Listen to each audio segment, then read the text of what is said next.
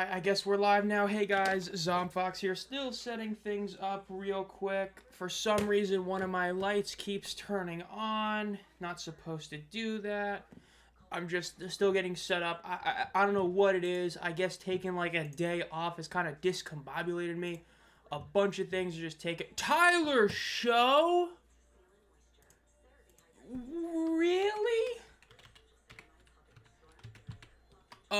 Okay, so the Saint, like, really? Isn't that the guy that just, like, rose for, like, no reason, Tyler Show? Whatever. Okay. Let me make sure I clicked on the right stream. I don't want to accidentally say I got the wrong one, because, again, I don't know what it is. I'm just, like, still trying to set everything up real quick. I just barely got my little tab open. I still don't even have the live post ready that I'm live right now, so I'm trying to get that set up. Of course, tonight we have the Showboats versus the Stallions, and this is a very interesting matchup because you have two quarterbacks who have not started a single game this season. It is Dresser Win versus Case Cookus, so it should be a good one. I am live for the Showboats, and I spelled that wrong, versus Stallions game. Control V that link, boom, there we go. Sup MB, sup Kick Surfer. Yeah, I cannot believe they drafted Tyler Show at 40. I can't. Dude, Deion Sanders, oh, he must be furious right now. That's definitely something hilarious. Like, my man, that's insane. Yeah, just put him in. Yeah, I mean, for the Showboats, like I said in my game picks video, I think it's the correct call. I mean, it's like your quarterbacks aren't working right now, so, like, why bother, like, doing what you're always doing, you know, if it ain't working. So, I actually like the move, so that's how I feel. Hopefully, he has a better game this week. So, yeah, I mean, this weekend, I got my game picks video out early today, but yeah, it was nice having a week where I wasn't having to literally make a video, like, every few hours. I mean, especially the last 2 weeks, I mean, it was a lot of content I was able to get out for everybody.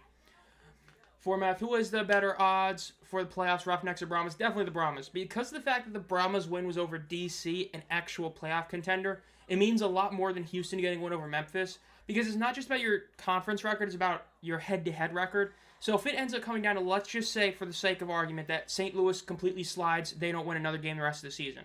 You have a win over DC, meaning that if you beat them the second time, you're up 2-0 against them. So that's a second loss you give to them, and you have head-to-head advantage. Doesn't even matter how you do against Arlington and St. Louis in that regards. Suddenly, San Antonio.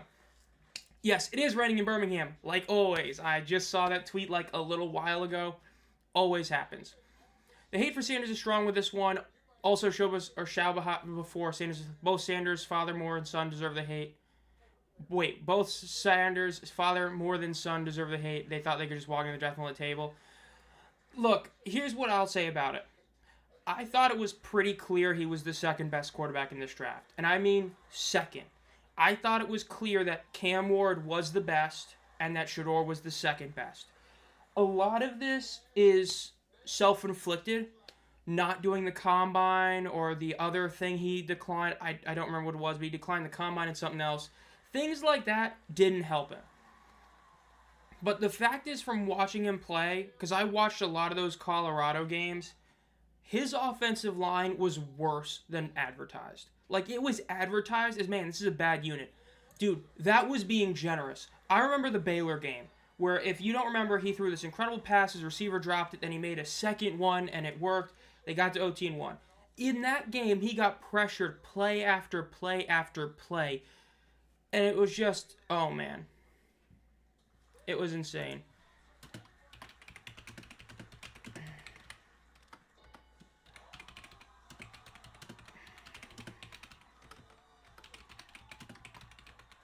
It just, I don't know. I think it's definitely a lot of it is because of Deion. Like, people act like if it wasn't for Deion, he wouldn't have been a first-round projected quarterback. At the same token, I don't think he slides if he's not Deion's kid. It's just, it's a weird one. That's what I would say. Watch Milrow go. Okay, bro, that happens. Memphis should sign Sanders. Man, Deion would have a heart attack. I'll be here and not here sometimes. If Sanders cooked, he might be. Was there 2 weeks ago when it rained right before the game? Then too. Hopefully, the crowd still shows up again. It's just Birmingham, man. They do get bad luck. I mean, a lot of it is that you're in Birmingham, but you hate to see all that kind of the weather be such an issue, especially considering it's like always an issue. It's Birmingham at this time of the year. It's what really hurts them. The dog, okay, that's pretty cool seeing the dog getting the celebration, but still, actually insane that he got drafted that high. Breaks the streak back to when the last time he's the first. Wow, they haven't used them that long. That's insane. Okay, so they're trying to clip farm, basically.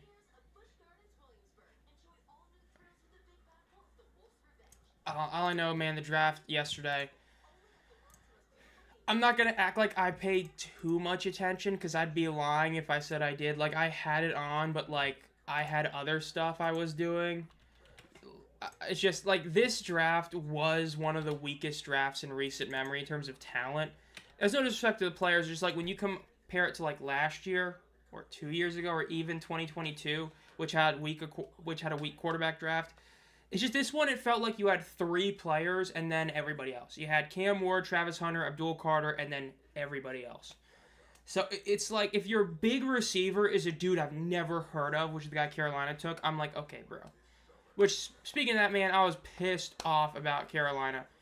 I wanted them to get Tyler Warren. I wanted them to get a tight end. We're not close to a decade, but we're close to a decade of not having a legit tight end one. I mean, we went from like Ian Thomas to Tommy Tremble. Like, bro. Not it. I wanted a tight end pick, not some second rounder being it.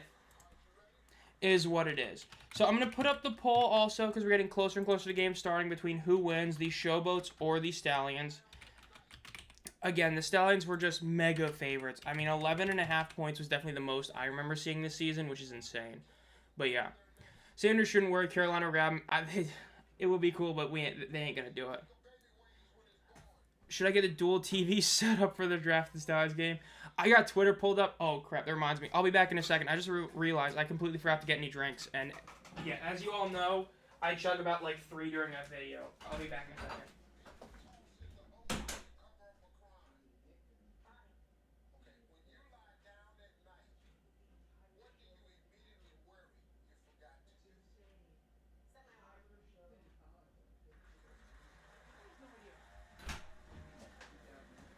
Alright, chat, I got my Dr. Peppers. All the waters, I, like, just got them. They're in the fridge getting cool. These are literally the only 2 cold drinks I have. Remember, stay hydrated. Drink more water than soda. Unless you have no water available to you, then just drink soda. There's my philosophical sentence of the day, I guess we'll say. Again, hopefully this ends up being a good game. Again, Friday Night Football this season has been not great. Like, the Friday night games this season haven't been all that insane. I mean, we had the Michigan blowout over Memphis. We had the Birmingham-Arlington game. That was bad. It's been weak. Hopefully we get a good one here, but again, with how it is, we'll see. Again, we got the poll out right now to vote on who you think is going to win this game. Just making sure I got everything around everything, making sure I'm fully set up. Like, I didn't even realize, because normally when I do the community post to, like, say, hey, by the way, you know, these are the 2 games I'm live streaming, I will then at that point make the 2 streams. I didn't realize it till, like, yesterday that I'd forgotten to do it. So I had to, like, just put out the streams, like, yesterday. And I was like, bruh. I don't know. It was wild, but that's what happened. The draft. Let's see. I completely forgot what's going on. So while we're still heading into the next game, NBA scores, what's going on in the NBA right now. Magic are beating the Celtics. That ain't going to last. That's the only game right now. Okay. The NHL, that's the one we actually care about. Okay, 1-1 at the end of the first. Hopefully Carolina gets a 3-0 lead over New Jersey. That would be great to see. We'll see. Hopefully they do. Yeah, that would definitely be cool. It's only going to get worse tonight. It can't be that bad. I want chaos. Showboats and Roughnecks win. The Stallions Panthers lose. The UFL is too safe, unlike the XFL conference. I mean, after this week, the XFL might not become too safe either. Because, I mean, if San Antonio loses to Houston and St. Louis loses, we pretty much know who the 2 playoff teams are at that point. Just because of the fact that, like, St. Louis, the whole question is how's Max Duggan going to play this week? Because last week, yikes. But if he plays like that again with the fact that they've gotten reinforcements, I believe both Hakeem Butler and one of their O-linemen are back, they're screwed. Like, let's call it like it is. If they lose to Michigan and Duggan looks bad, like, if they lose on a last-second field goal, you know, it's a close loss. If they get beat by Michigan, they're screwed. But, yeah. As for the USFL Conference, you definitely want a Roughnecks win, because, like, we're too late in the season for Memphis to make a real push. They would have to legitimately go damn near undefeated to have a chance, which I don't know if we can see that happening. But hopefully they get a couple wins. You know, it would be nice to see. Tonight might not be that night, but you never know. Birmingham has played down to competition in the past. Look at last year against DC. DC nearly pulled off that win, despite Birmingham being the much better team last year. So you never know. Hey, I'll let you get going for tonight, but the Brahmas comeback is going to happen, I hope. Hey, you know, I picked them to win last week. Some people may have thought I was a madman, and they got the W. I picked them to win this week. Hopefully they do it again. You know, I don't know. I just think they can do it. I think that they've got what they need to win this game against Houston. I think that... Let me put it this way. I'm fine either way because I like Jalen McClendon. In terms of QBs in the league, he is probably definitely in my top 3 favorite quarterbacks in this league. I'd say probably third. Perkins and Perez, then McClendon. I loved seeing him play last week.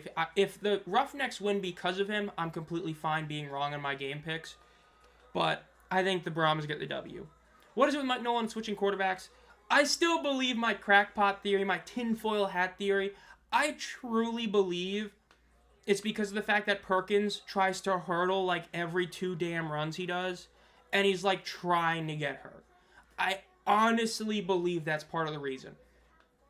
Because Nolan has that, like, in the back of his head thinking, Perkins is gonna get hurt. I need a quarterback that doesn't just, know the system, but has played in it. I genuinely believe that. And I think that's the reason why he keeps playing Edling. Because Perkins, right, he wasn't running the first 2 weeks. They then realized that that's hurting the offense, and then they let him run, and then just keeps hurdling and keeps doing these, like, awful decisions while running. It's a tinfoil hat theory, I know, but that's what I would say. I just got that feeling that that's the reason to it. Again, we still got the poll up for who's going to win this game. So we got that going on between the Showboats and the Stallions. And I will say, finally, my Upper Deck order from ePack has shipped. So expect a video or a stream or something in like the next week or 2 weeks that finally shipped. I'm finally getting my physical cards, which is great to see. Now, do note that that's not every card I have. I still have some on my ePack, including the DJ Miller one. I ended up getting a DJ Miller silver from the Game Dated Moments. I got really lucky somehow. I ended up pulling it. Like, I thought, because I'd never gotten a Game Dated Moments, I thought that if you didn't pull a parallel, you just only got the one card. So when I saw the base card, I was like, okay, I didn't get lucky. And then I immediately see it. I'm like, oh, wow, I actually got a second one. And I was like, I was pretty happy about that. So, massive W there. So, got that. But yeah. I believe your theory, dude. Puts himself in a blender constantly. Yeah, it's the one thing that I hate about watching Perkins, that he does that for sure. I thought I remembered seeing it earlier tonight. Maybe it got put down or something, but I thought I remembered seeing it earlier, honestly. At least I thought I did. I thought I got some sort of notification about it, honestly. But maybe they didn't. Yeah. Let me see. Oh, no, oh, yeah, I see what you mean. The stream was supposed to start at 7:30, but they haven't actually put it on yet. Okay, I see. That's what's going on in the stream right now for the UFL. Shador Sanders, what happened? The attendance looks pretty yikes today. Yeah, another Birmingham game with rain. Gonna hurt for sure. Okay, so that's where this piece was. Great, it's literally too late. I just saw something that I needed like a little bit ago, but whatever. A Niners next pick and draft, we need everything, so yeah. Ain't that the truth? The Niners, man, I'm glad. Right now, I'm happy I'm not a Niners fan because the team is like... look, I think everybody here knows my opinion on NFL quarterbacks. I think it is the single most overpaid position in sports. The God's honest truth is I wouldn't pay Brock Purdy $30 million a year. Now, with that being said, I think only 4, maybe 5 quarterbacks deserve even $40 million a year. So take that with, a grain of salt. Me saying Purdy isn't worth 30 is saying that only like 4 or 5 guys are worth 40. It's just, I think it's insane how much money you put to the salary cap for a quarterback, especially nowadays where it's like if you get like 1.5 good years, you're justified at getting like a massive contract. I don't know about that.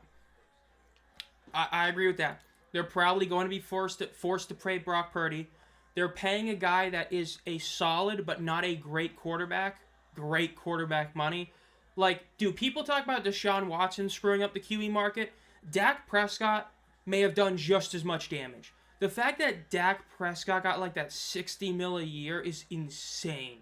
Like, bro is the text. If you open a dictionary and you find above average, that's Dak Prescott. Or, let me call it better, stat patter. That's Dak Prescott. That's Dakota Rain Prescott. He is not a great quarterback. He's a good quarterback, a really good one. But his stats are always inflated because without fail, every year, he gets like 4 games where they're getting blown out by 30, and he gets like 400 yards passing and 3 touchdowns, and they lose by like 12. My Dak Prescott rant. Okay, there were so many folks stuffed in the stadium club with the night before the last game in Birmingham. It does suck they got rain again in Birmingham. Seeing J'Mar Smith there, in case you didn't hear Matt Corral, we don't know exactly how long he's out, but he's out long enough for the Stallions to have signed J'Mar Smith to be the QB3 for the Stallions. So he is back in the league at QB3. Again, we still have the poll up for the Stallions or the Showboats. Who do you pick to win this game? Trying to keep looking to see what's going on. I just saw that Steven said that the Niners took a DT, and then trying to see what else gets here. Jason Taylor, son, got to the Jets. Love to see that. That's pretty cool right there. It's Dresser win time. I can't believe that. Dude, imagine telling somebody that Dresser win was going to start before some of these other quarterbacks. That would have been hilarious. I think that's hilarious. I got to put up all my tabs now. Got to get ready. I need to get a second monitor at some point, but that some point ain't today or the next week or something. But yeah, calling Showboats upset. Hey, who knows? Maybe we get another upset this week. It would be pretty cool to see. Sanders needs to get drafted sooner. Mel Kiper. Yeah, I was watching the regular ABC broadcast, so I didn't see Mel Kiper, but I heard he was just going insane that Shedeur didn't get drafted. I will say this. Purely from the first round, if you like the Jackson Dart pick, the Giants had an incredible first round. I think that at the end of the day, you got Abdul Carter, you got who was considered all in all the most surefire prospect in the draft, pretty much. And you got potentially your QB of the future. Again, I don't think he was the second best quarterback in this draft. I don't even know if I'd say he was the third best. But if you think he is your quarterback, and you got Abdul Carter, I mean, goddamn. Like, you really couldn't do much better than that. So the Giants, great. The Browns, I don't hate what they did as much as other people say. I know a lot of people have been ragging on the Browns not taking Carter, G&T, or Hunter. I am not against it. The Browns essentially screwed themselves with how they've handled the Deshaun Watson cap situation and contract to where they aren't, screwed for, a year or two. They're screwed for, the next, 4 years. So them kind of kicking the can down the road when it comes to draft picks, I like that.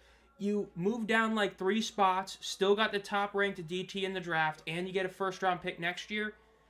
I'm not against what they did. I'm really not. I don't think they should have drafted G&T because it's entirely possible that once they are back to being a relevant franchise, G&T is already going to be getting a second contract, maybe leaving. So I like what they did. As a Giants fan, I love their move so far, getting another Ole Miss white quarterback. It worked once. Maybe it works again.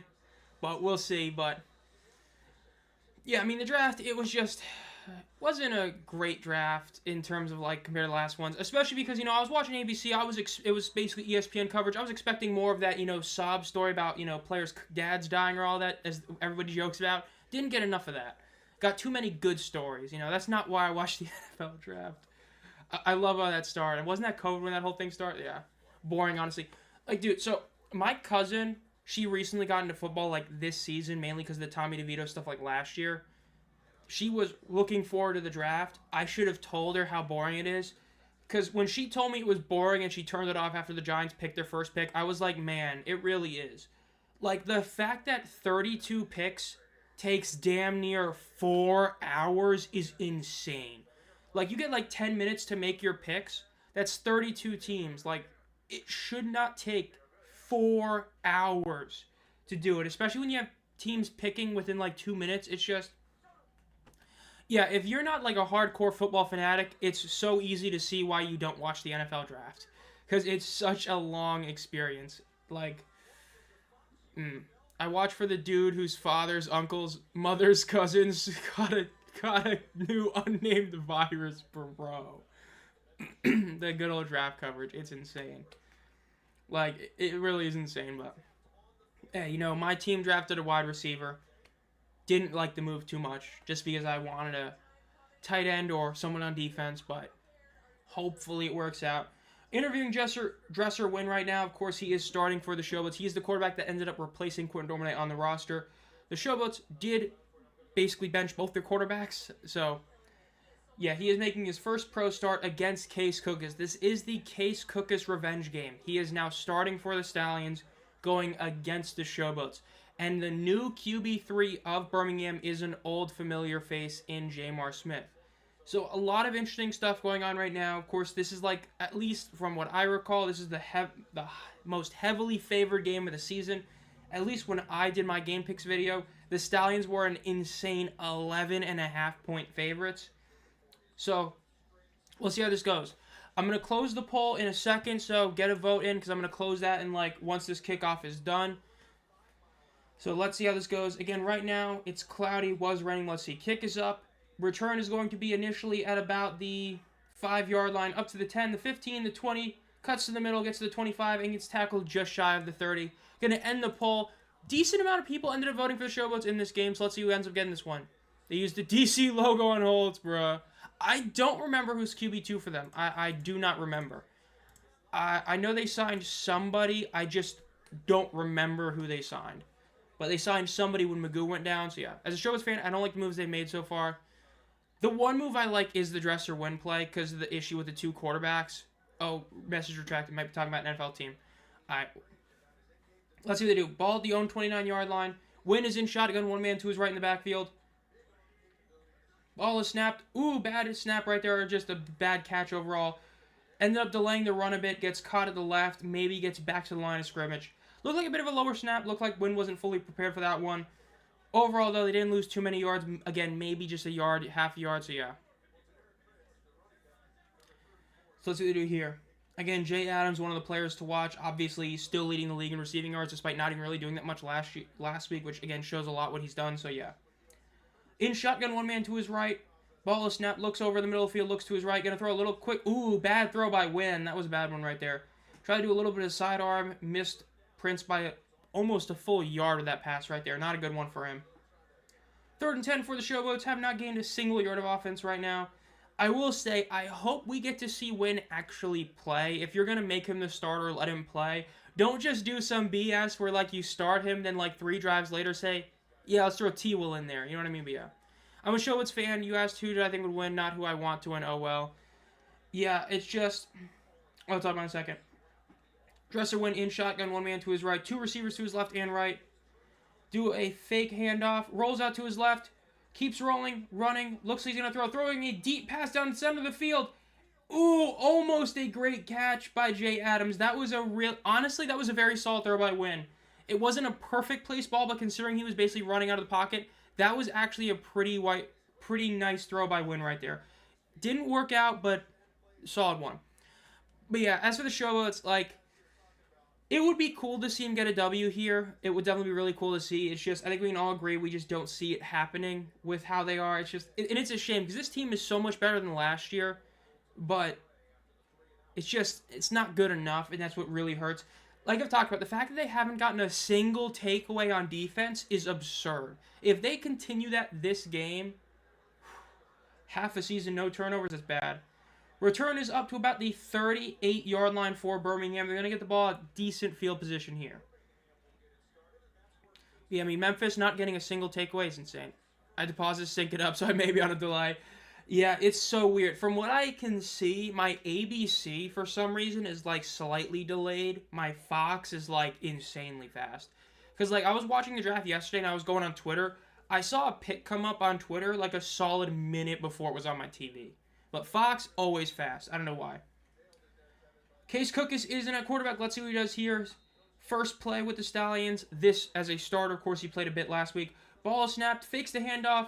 Throws it a deep shot in the middle of the field, but it is way too deep of a throw. Poor throw by Cookus. At least it was overthrown, not underthrown, but would like to have that one back for sure.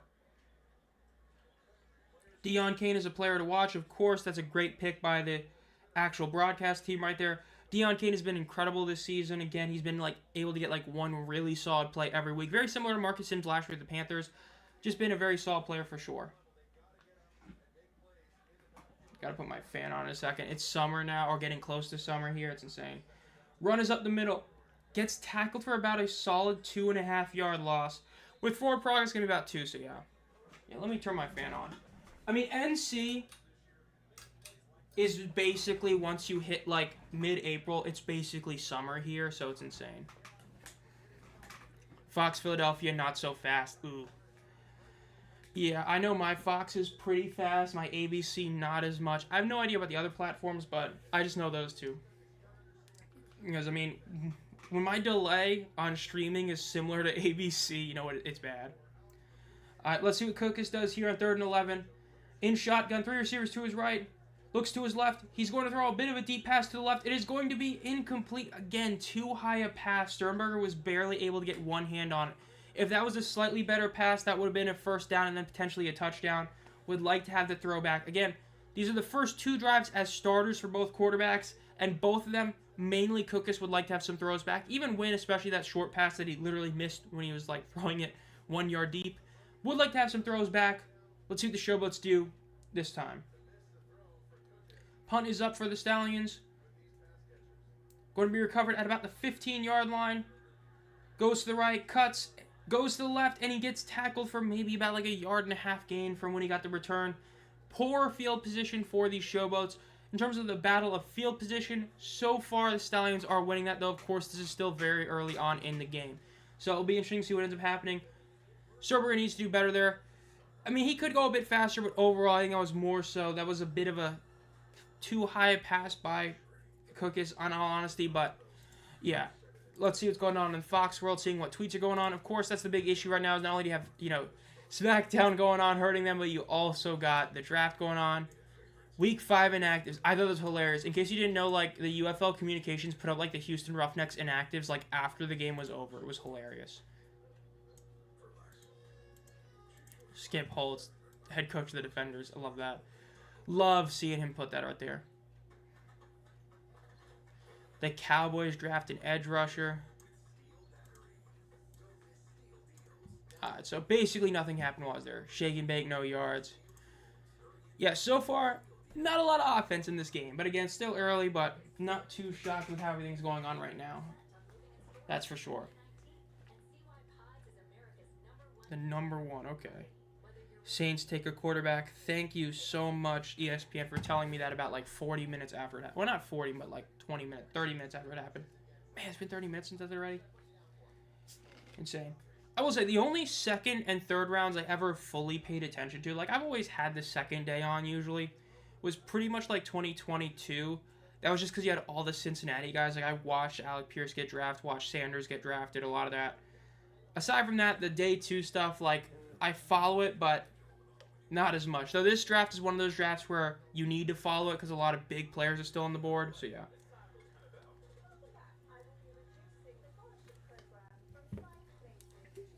Just got a wild DM, which I'll answer after this this stream. That's actually insane. Okay. But yeah.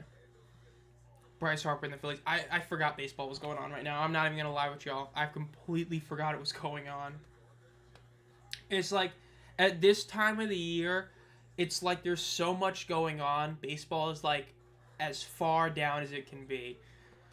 Yeah. Showing the Showboats. Todd Haley. We got a Todd Haley mention. That's insane. Then D. Filippo. They're going to talk about Wisenhunt, now Turner. Absolutely wild. This is wild. 0-4.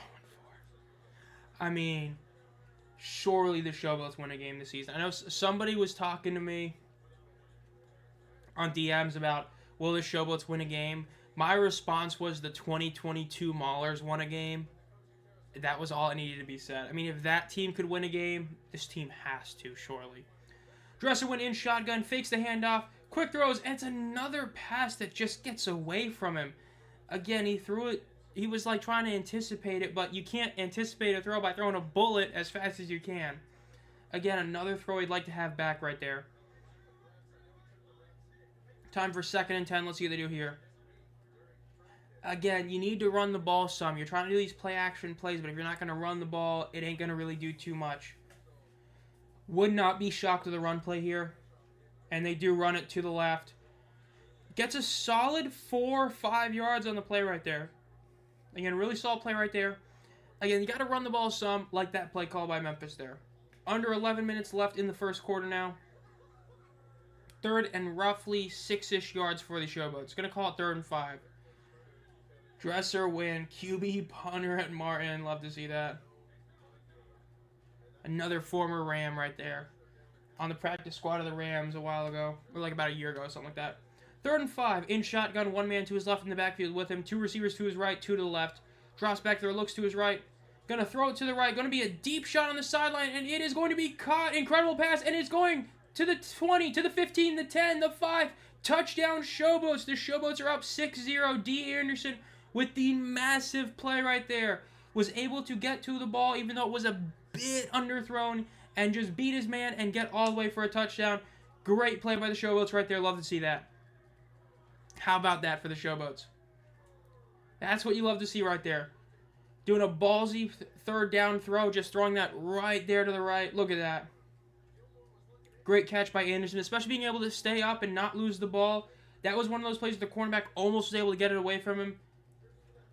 Great by Anderson right there. Just beat the man, got all the way down there for the touchdown. Win could be tonight. Hey, that's a good way to start, getting a 6-0 lead. Again, they did have that last week, but if they can get this 2-point conversion, they'll already do better than last week, because last week on their free touchdown, they only got the 6. Let's see what they can do. So they're going for 2. Win is in shotgun. Looks to his right. Does a quick pass, and incomplete. Is a flag. This is probably going to be defensive pass or interference.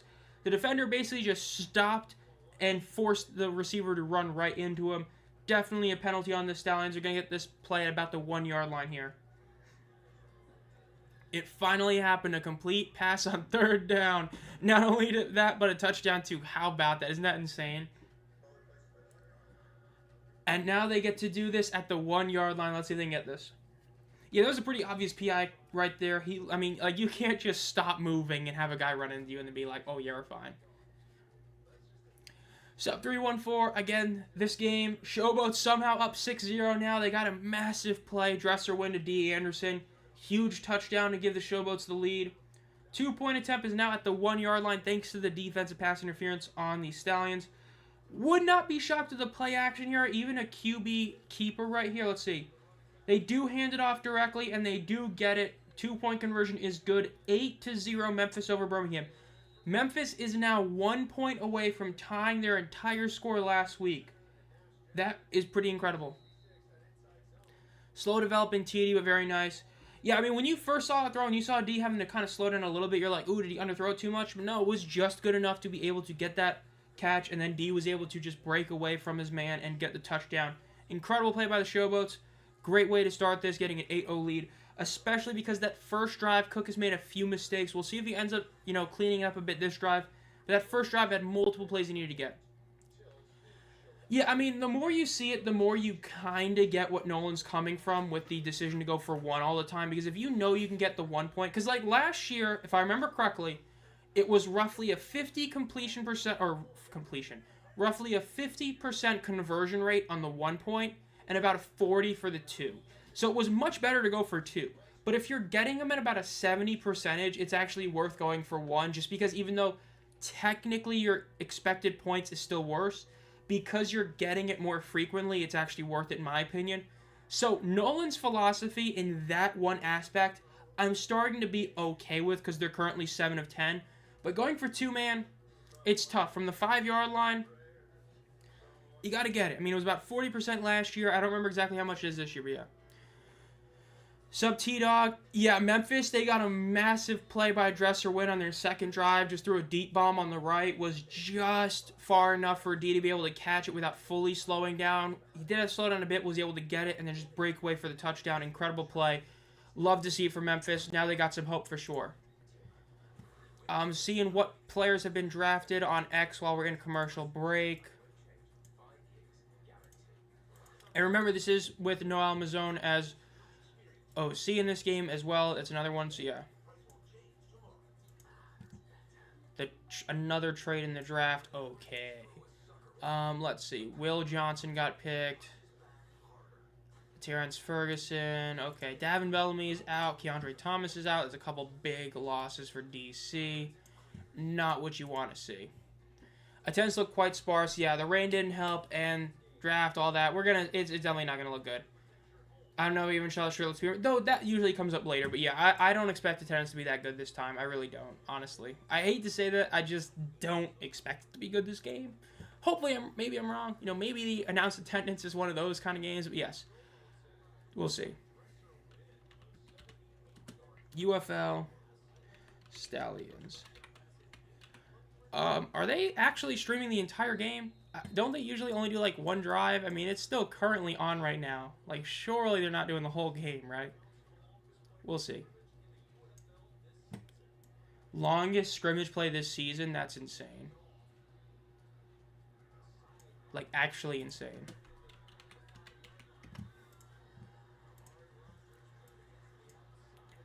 The return gets up to the 30. The 35 gets tackled down about the 40. Incredible return right there. Love to see that for them. So we'll see what ends up happening this time. That was a really good one right there.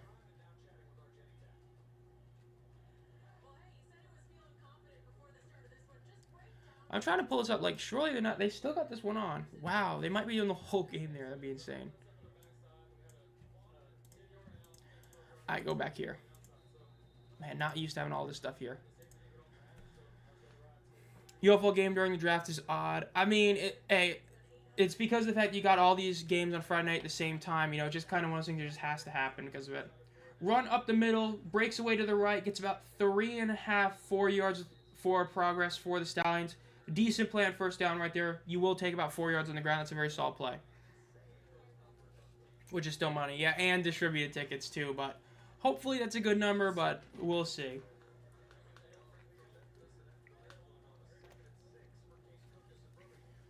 Just crossed 10 minutes left in the first quarter. So we have gone through 5 minutes. 8 points already.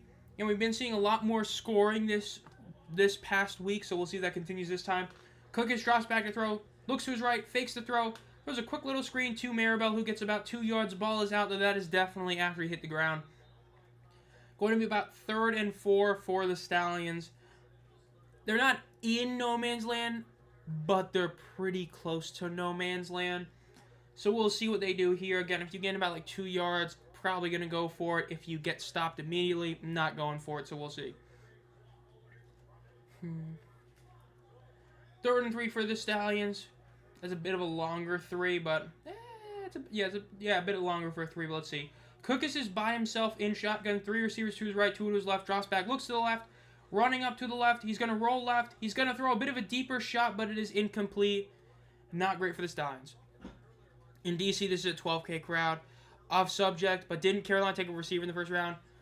Yeah, I wanted them to take a tight end there. I wanted them to get Warren just because I'm kind of sick and tired of our tight ends being like Tommy Tremble, Ian Thomas the past like 6-7 years. I was hoping we'd get a first-round tight end or at least, like, a defender. Taking a receiver there, like, it's okay, but I'm not the biggest fan of it. I think that, especially because there was rumors they were trying to trade that pick, if they could have, they definitely should have, because I feel like he's the kind of guy that would have been on the board a couple picks later. I wasn't a fan of how the Panthers handled that. I would have traded down if you were going to take a receiver there. But especially considering that Warren went like 14, if you trade down to like 11 and you get him, like that's pretty good value. But hopefully it works out. We'll see though. You know, if it doesn't work out, we tank for Arch. So the Stallions are going to be punting it here. Again, Memphis, if they're able to get a good offensive drive here again, they could make this a very interesting game. If they're able to score a touchdown, make it 14-0, or maybe even 16-0, it will be insane. Let's see how this punt goes, though. Punt is up. It is going to be returned at about the... Ooh, he's going to let it bounce. Bounces into the end zone for a touchback. Case is in a mobile QB. Yeah, I mean, the biggest issue was, of course, the leg injury, because before that, he was a pretty mobile quarterback. He's one of those guys that was, like, pretty athletic, but then, of course, the injury really hurt him. And even though he still can when he needs to, he's just... I mean, when you get a big leg injury, it's very hard to be the exact same type of athlete you were before. But, I mean, like, yes, we all talk about how he should have started at other places. The fact is, there's a reason why he was QB3 here initially. But, you know, we'll see what happens the rest of the game, but so far, it just hasn't been insane. Again, still no quarterback taken since the show pick. So, yeah. Again, I still think that it's a bit insane, but yeah. I don't know. I know not everybody is a huge fan of Shedeur Sanders, but I think it's crazy that Tyler Show got drafted ahead of him. I think that's hilarious, honestly. I thought that was, like, insane. I forgot about that. Yeah, they want me to be excited, but I'm wearing... Yeah, when you talk about what ifs, that is such a good what if. What if Jamar and Cookus don't get hurt in that championship game? Who ends up winning? Because I could easily see that being like either one of them, honestly.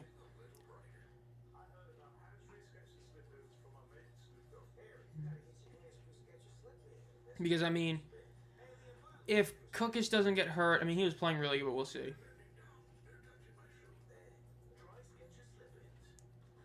Man, I swear, it would be so funny. If, like, I don't think it's going to happen, but it would be hilarious if somehow, some way, Jalen Milroe got taken before Shedeur Sanders. Dude, Dion might not coach because he might, like, legitimately have it. It would be something. If that happened, oh my goodness. Okay, they did end the stream. Okay, I'm not shocked, but yeah, we'll see. Oh, no, I've seen that meme, bro. That's diabolical, dude. Shedeur, man, yikes. Especially seeing Hunter get drafted second overall. Ooh. It's something else, that's for sure. UFL New Era. I will say, I saw somebody talk about the fact that Showboats have one of the two, like, actual, like, national sponsorships. And I'm like, yeah, but it's FedEx. They've had that for, like, 3 years. I will say that. That was hilarious, but yeah. Shedeur got to learn Chinese, bro. Shedeur Sanders, man. Big slide. Biggest slide we've seen in a few years. Pretty much since Lamar, and even then. Like, Lamar, I don't remember him having the hype of, like, a top 10 pick, whereas Shedeur, it's like, man, this is a big slide. Let's see what the Showboats do here. Again, last drive ended in a massive touchdown to D. Anderson. First and 10 for the Showboats at the 25-yard line thanks to the touchback. Let's see what they do here. He is in shotgun with one man to his left in the backfield with him. Ball is snapped. Handed off. Run is going to be about half a yard gain. Shedeur Levis. Okay. I will say, though, if you're the Steelers or the Browns and you pick either Milroe or Shedeur, like whichever one gets whichever one, and you get him in somehow like a third round, man, the value is pretty much there. Like, that's a solid pick. 2nd and 10. Ooh, get a guy to jump off sides. That should be offsides. He was fully offsides. But let's see what they'd call here. Yep, neutral zone infraction. Pretty obvious one right there. Dude fully jumped off sides. Dresser win. Love that stat line. 1 completion. That's great. 1 of 4 for 78 yards and a touchdown is a diabolical stat. I will say I forgot to pull it up. I got to pull up the overall score for this one. Or the box score. I got to be able to keep up with those live stats whenever they come out. You know, sometimes I don't even know if they ever fixed it last week. Like last week there was a game where they didn't actually count one of the like fumbles or something. Maybe they changed it. We'll see. 2nd and 5 for Memphis because of the penalty, obviously. So let's see what they do here. Wynn is in shotgun. One man to his right in the backfield. Ball is snapped. They hand it off again. Runs to the left. Breaks through. Gets a first down. Gets another 5 yards. Gets 10 yards. Gets about another 12 yards. A solid 17-ish yard gain on the ground for the Showboats. Great play right there for them. I mean, aside from the, like, again, it's been one throw, but so far Wynn hasn't been accurate aside from the one throw. But this is what you want to see if you're a Showboats fan. You want to see some actual gains from the ground game. The ground game, league-wide, has been very weak this season. That's a great run for the Showboats. Fake the handoff, throws to the right, and that's an incomplete pass. Again, that's another one you want to have back. That's a pretty simple throw, all things considered. Not great. Threw it too close to the out of bounds. Just not a great throw by Wynn, but again, we'll see what they do here at 2nd and 7. They did count that as a catch. Okay, so they did change that, but we'll see what they do here. Still one you want to have back. It's too hard of a catch. They may be 100 to 6 yards. Okay. 2nd, that's wild. Dresser Wynn is in shotgun. One man to his left. Drops back to throw. Throws it right over the middle. Great pass by him. Breaks the tackle. Gets to the 40-yard line. Gets to the 35. Tackled at the 35-yard line. That was a solid pass. Saw the guy wide open. Threw it immediately to him. That's a correct play to do. Get the first down. That's what matters the most. We've seen multiple quarterbacks make the mistake this season of not getting the first down. That's what you want to see. That's a great move by Wynn, just throwing the very simple throw, getting it, and then getting another 5 yards. Love that play for the Showboats. 1st and 10, they are in field goal range with Matt Conklin, one of the best kickers in the league. Love to see that. Getting under 5 minutes and 50 seconds left in the first quarter. Wynn is now 3 of 6 for 96 yards and a touchdown. One man to his left in the backfield. Ball snap. Fakes the handoff. Looks over the middle of the field. Throws it a bit to the left. Incomplete. That is a bad throw right there. He threw it into legit triple coverage. Weak throw by Wynn, but it doesn't get intercepted. That's a mistake you can't make. That's a ball that roughly 3 out of every 5 times would have been an interception, but there is a flag. This could be pass interference.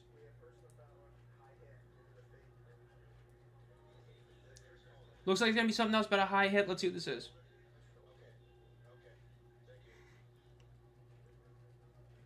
And he just turned his mic off. It's hilarious. Let's see this replay. Helmet hit the shoulder. At least that's what it looked like to me.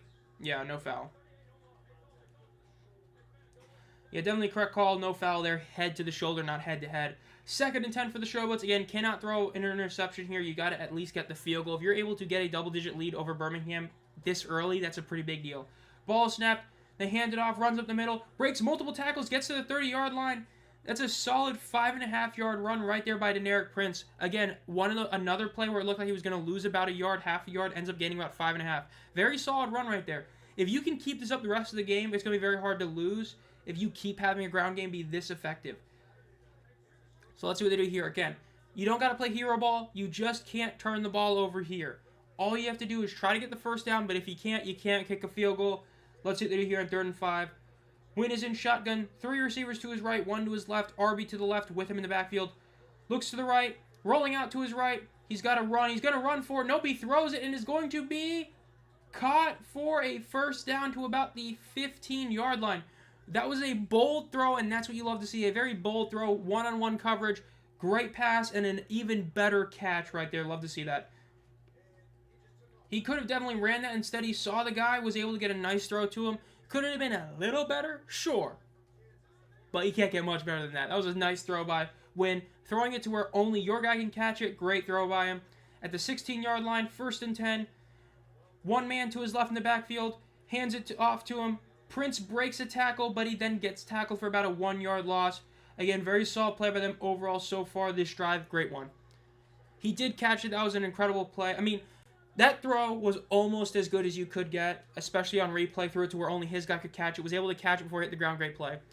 In other words, don't be stupid. Yeah, I mean, I get flashbacks to Bryce Perkins in field goal range throwing a pick 6 against San Antonio a couple weeks ago whenever I see that. You know, don't throw an interception. Throws a pick six. That was, oh, it was so aggravating. 2nd and 11 for the Showboats. 2 receivers on both sides of the ball. Has his running back to the right of him in the backfield. 4 seconds on the play clock. They got to get it off soon. 2 seconds. 1 second. Ball is snapped. Looks over the middle of the field. He evades the sack. Throws it. A bit of a mallard throw right there. A poor throw. Incomplete. Are you serious? We drafted a tight end in the 2nd round again. I mean, at least we get one. I'm fine with this. Oh, no. We got a defensive end. Okay, bro. Don't give me hope like that.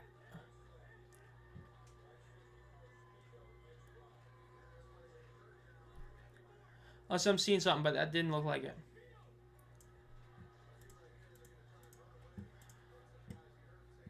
Nick Scorton. It says he's an edge here. 3rd and 11 for the Showboats. Wynn drops back throw, looks to his left, looks over the middle of the field, fakes the throw, gets hit, but still running. He's going to run for it, but he gets tackled for about a 2-yard gain. Again, that was a solid decision. Don't throw the interception. Just try to run for a few yards, get what you can. Love to see that. Again, very solid drive for the Showboats. Get a field goal here, get an 11-0 lead.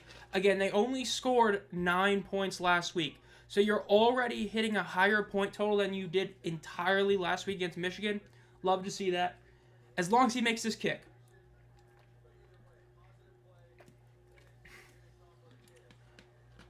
"32-yarder should be a gimme. Kick is up. Good. 11-0. Showboats over Birmingham. How about that? That's insane. Let me check. What did I pick them to score? I don't remember exactly what I picked them to score, but I know it wasn't a ton. I had them scoring 12 points in this game. They're already at 11. How about that? That's insane.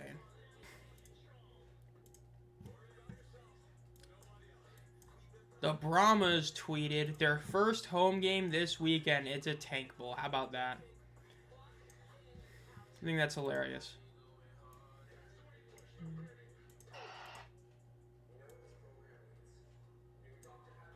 Let's see what's over here. Conklin is him.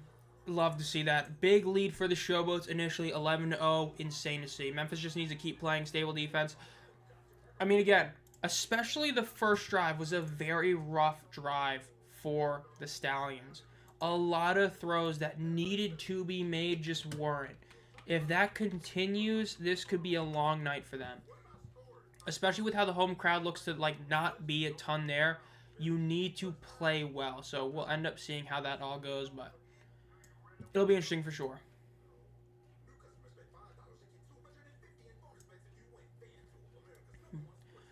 Man, what a game so far. I actually can't believe they already got this lead. That's actually pretty wild to see them already have this lead. Stallions, UFL. I will say the draft, I like how every commercial break it's only 1 or 2 picks get done because of how long it takes. I think that's hilarious.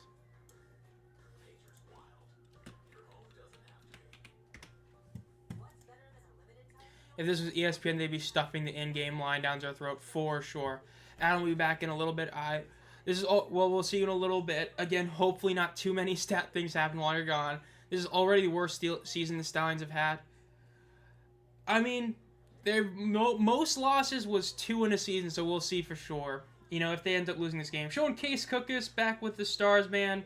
2022 Case Cookus was something different. Oh, they're showing the injury. I hate to see that. Kind of ridiculous. Brahma's first home game, especially for the league, attendance-wise. I mean, it does really hurt to see it be this late, but for them, it ends up being kind of a blessing, as I mentioned in a previous one. Somehow, some way, it ends up helping them because now that they have a bit of momentum, if they can win this game, I mean, it'll be great for them. Jordan Love Glazer is back. Okay, well, this game, in case you haven't been watching it, the Showboats somehow have an 11-0 lead, and we're still in the first quarter. It's actually insane. Can the Boats play defense the last 5 minutes of the game, though? That is a good question, but hey, if you have a big enough lead, you should be fine. So, we'll see.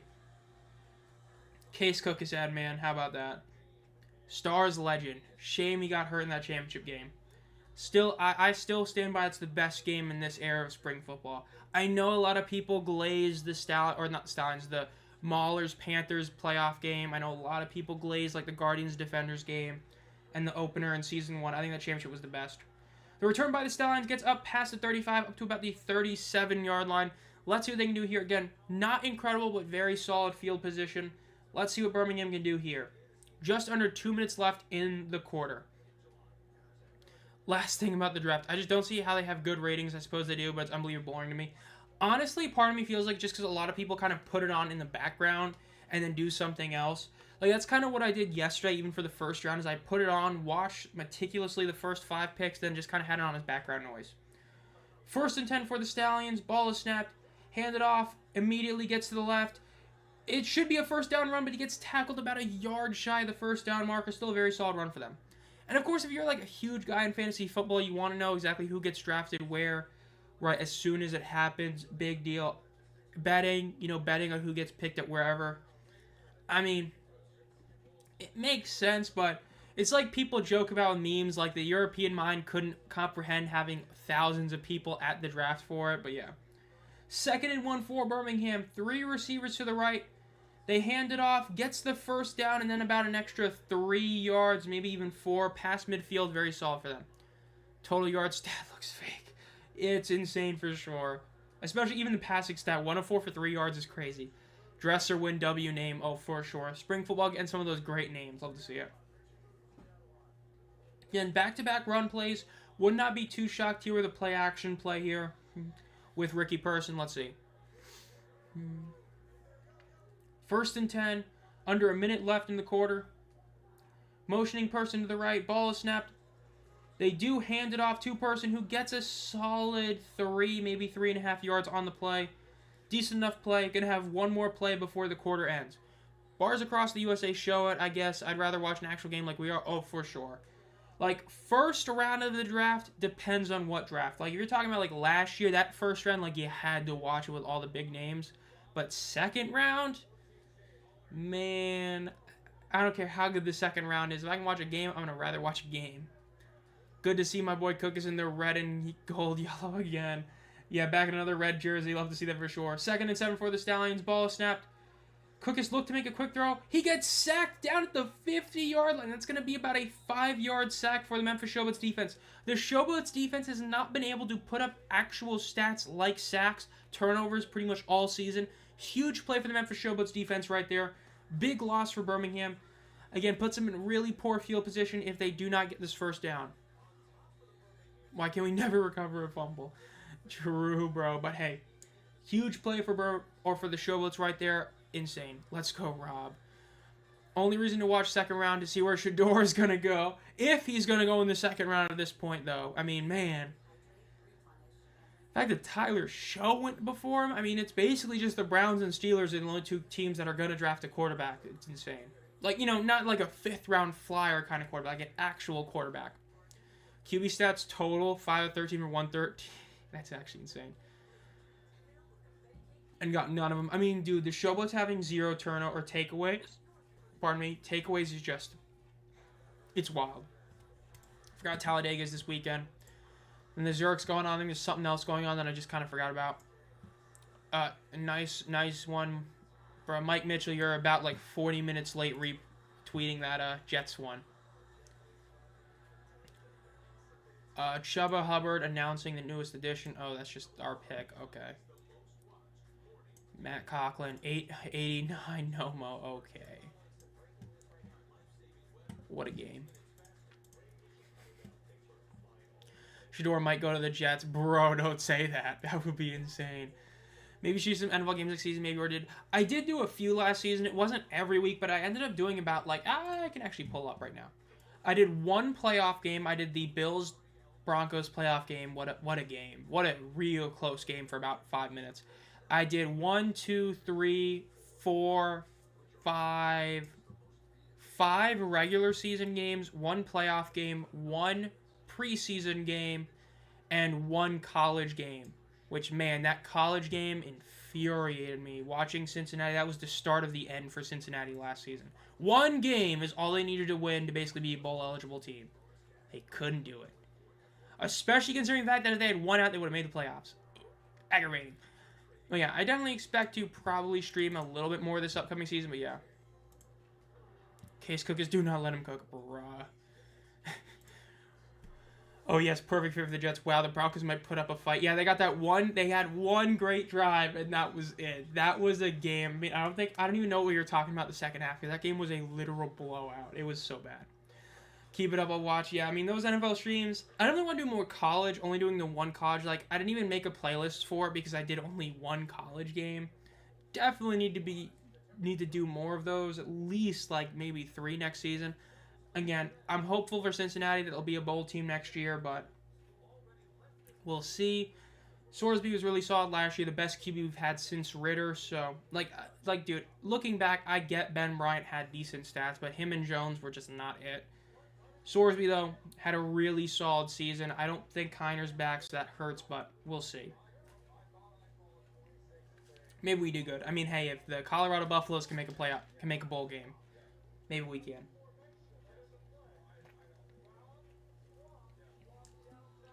Dude, like, all season, every Stallions game, they just talk about... It's always Skip being upset at his quarterbacks. Like, this season has been just rough in that aspect. -1 pass yards because of the sack. That's hilarious. That's bad. The Showboats have... Oh, okay, that's hilarious. That's bad. The Showboats rushing total is as many as the entire Stallions offense. 3rd and 11 for the Stallions. Drop back to throw. Looks over the middle of the field. Throws it. It is a really solid pass and completion. 1st down for Birmingham. Really solid play there. I like your coverage of NFL teams having an ex-UFL player on the team. It was definitely nice to be able to do a lot of those last year because, like, the year prior was literally just Aubrey and Turpin pretty much. Like, that wasn't everybody pretty much. But last year you had so many guys play. You had Tillman come in do insane. You had, of course, Jalen Redmond do well. You had, like, JPR come in eventually. It was so nice having so many players, and I definitely hope I can do that again this year. Cookus hands it off. Maribel runs right up the middle to the right a bit and gets about 4.5 yards on the play. Very solid play for the Stallions right there. Again, they're getting close to field goal range. We'll see what they do. Jets have Justin Fields. Hey, they do have that, but they need somebody else. I mean, they thought they had their quarterback with Aaron Rodgers, and that didn't work out. And then, of course, Pittsburgh, right? Do they have Rodgers? Do they not? Maybe we'll find out in, like, 2 months. Good old Rodgers. He's basically Brett Favre. Not going to sign till, like, training camp's over. That would be so funny. Just got home to watch the game, and I'm liking the score so far. Oh, man, it's been crazy for math. I mean, Showboats getting, like, a 73-yard passing play for a touchdown. Insane. Ball is batted down. Great pass rush by the Showboats. We're able to jump in front of that pass, bat it down. Going to be 3rd and 6. Great play by P.J. Hall right there. But, yeah, man, this game has been wild. Showboats, they're potentially going to get the ball back again. So, we'll see. This could be a huge shocker. Again, Birmingham has only ever lost 2 games in a season. That was the entire season. They might lose a second game this season here. B.J. Hall, love to see it. 2 of 6 for 17 yards passing. What a stat line. 1 man to his right in the backfield. 2 receivers to his left. 2 to his right. Ball is snapped. Immediately looks to his right. Looks over the middle. Looks to the left. Gonna throw it to the left, and it is incomplete. Another one of those throws you'd like to have back. Incomplete. 4th and 6. Let's see what they do here. Should be. It's a long field goal. Let's see. Case, bruh. Cookus was trying to stay out there. That's wild. 2 of 7 for 17 yards. This is something else. This shows team, man, they're putting up a fight. Like, I knew this game was going to be closer than 11.5 points, but, man, the shirtless pyramid. Field goal is coming. Let's see if they can make this one. This is a 49-yarder. This is a tough kick. Not a gimme by any means. This is a very tough one. Let's see if Memphis can make this kick. The thicker kicker. Will he get it? Giddy up, bro.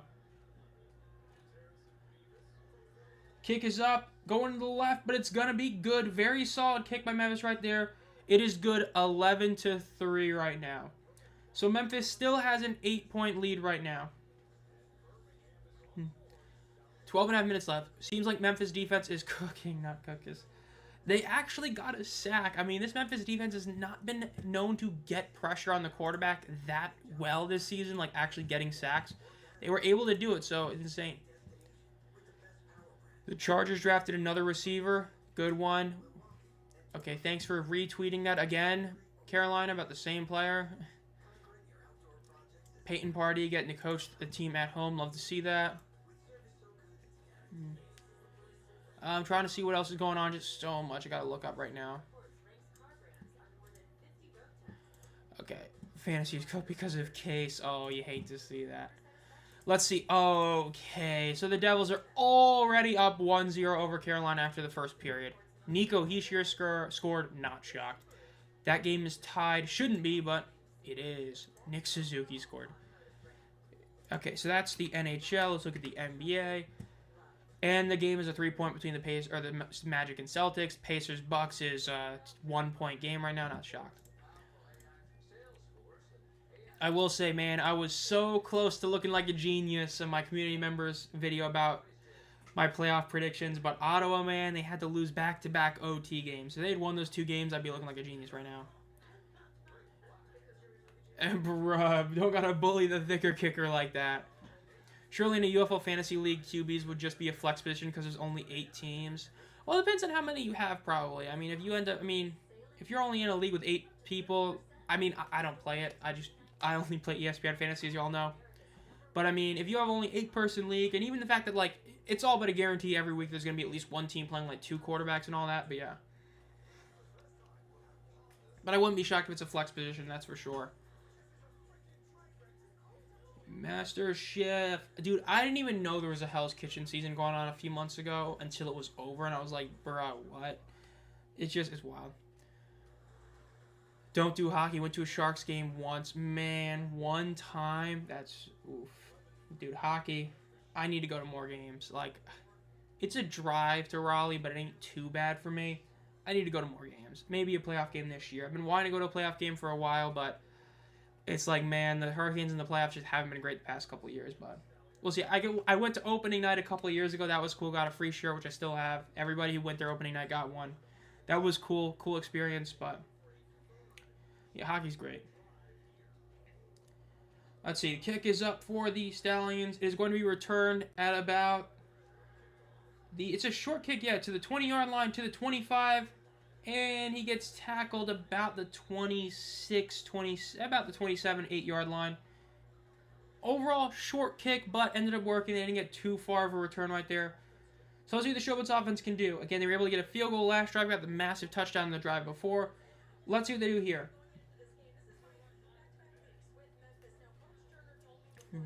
All right, I'm back. Looks like just missed the field goal exchange. Showboats had a really solid drive. Were able to kick a field goal to get 11-0 lead. Then the Stallions looked like they were going to basically have a bad drive. We're able to get a nice first down, a couple other plays, and then kick the field goal, and 11-3. Bruh. Always love the shine of the Showboats helmets. 1st and 10, they hand it off, runs to the left, breaks a move, gets a 5-yard gain, a 10-yard gain, about a 11, 12-yard gain for the Showboats on the run. Again, if you have a ground game that is working, that is a big deal this year. We do not see that often. Let me see. So far, they've got about, let's see if that play got added. I don't think it got added yet. I mean, that play's about to get added. It's just great game so far on the ground for the Showboats, all things considered.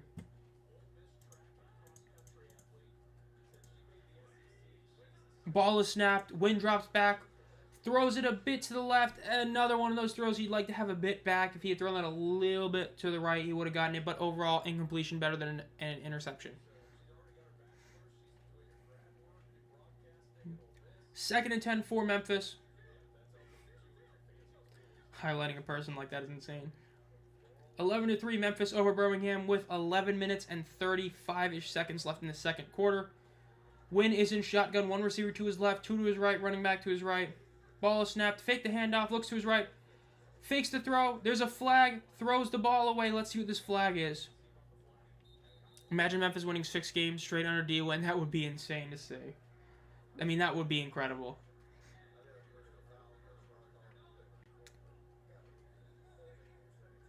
Looks like it might be offsetting penalties I'm hearing. Let's see. Yep, 2 fouls.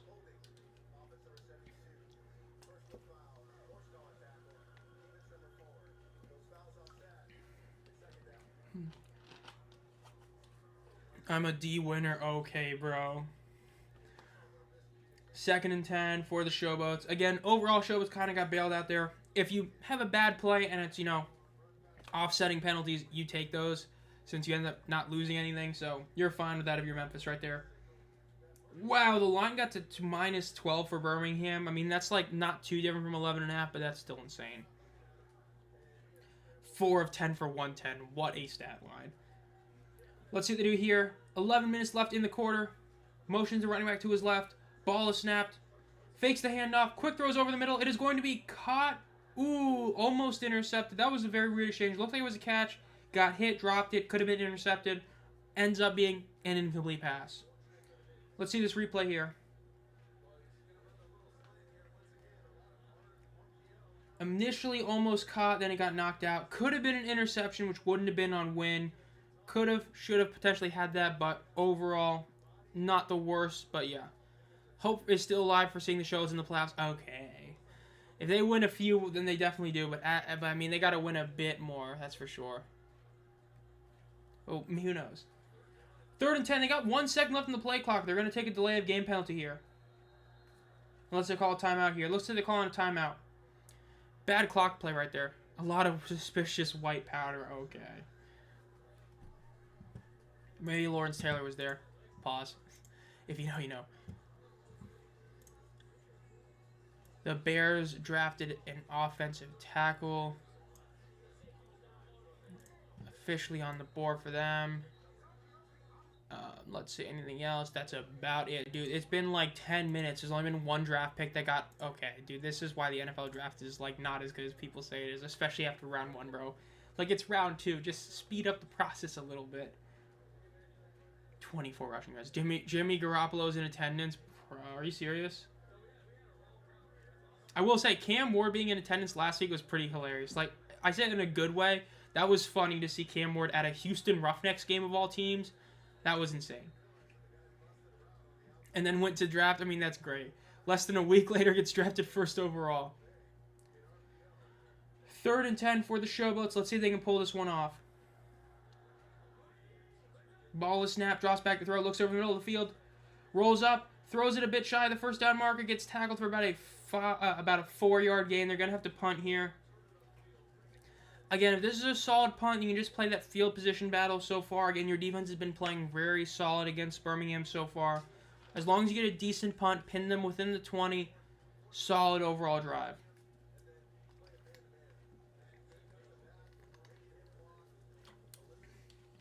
Ten minutes left in the half right now. Let's see how far this punt goes. We'll say, I haven't seen like a fake punt so far. Maybe we see one here. Waiting on the first one. I got a feeling it's going to be the Panthers, but who knows. Ball is snapped. Punt is up. And he's going to let it bounce, and it goes out of bounds.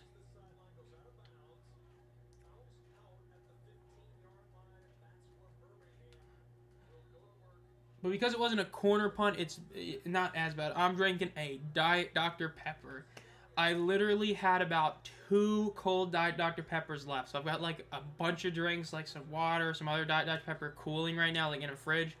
But I had 2 Diet Dr. Peppers, so hopefully that lasts. If not, I'll just go get one of them because they'll be cold at this point. But yeah.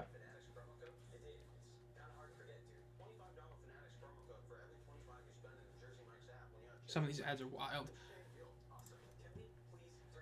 Let's go back to the ESPN. What is going on? Orlando fighting for the finish. Like, dude, I'm sorry. Why is ESPN posting like a mid highlight of a game in the 3rd quarter? Like, really? Okay.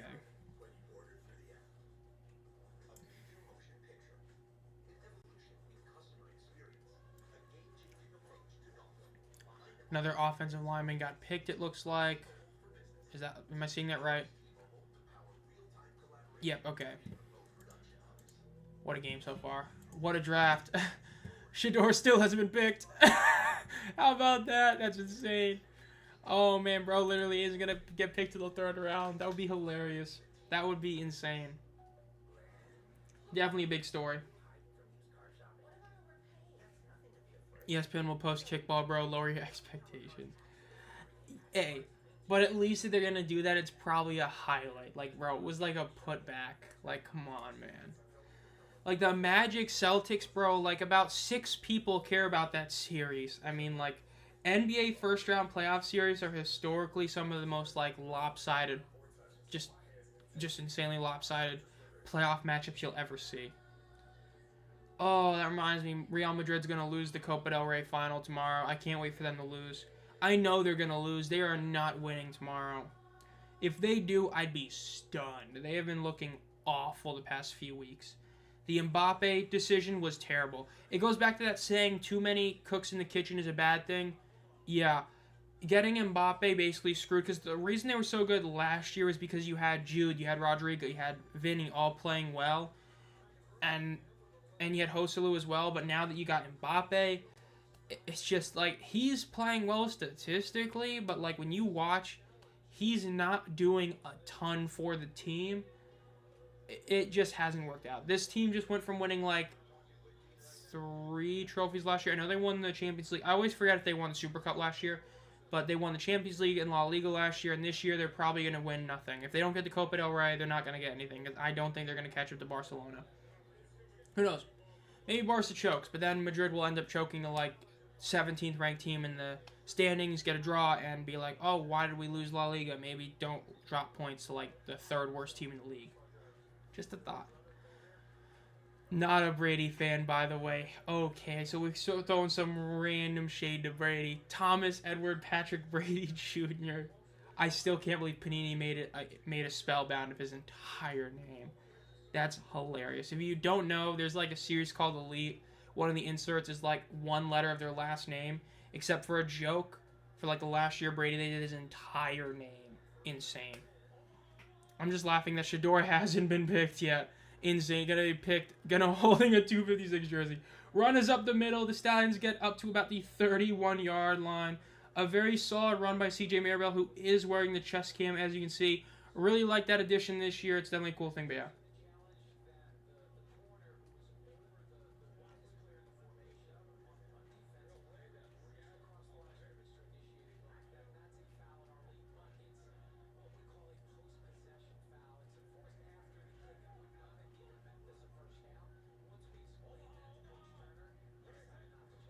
Ball is snapped. They hand it off. Once again, they were talking about the challenge that Turner was thinking about doing that wouldn't have ended up helping them at all, so they ended up not challenging it. Going to be 3rd down for the Stallions now.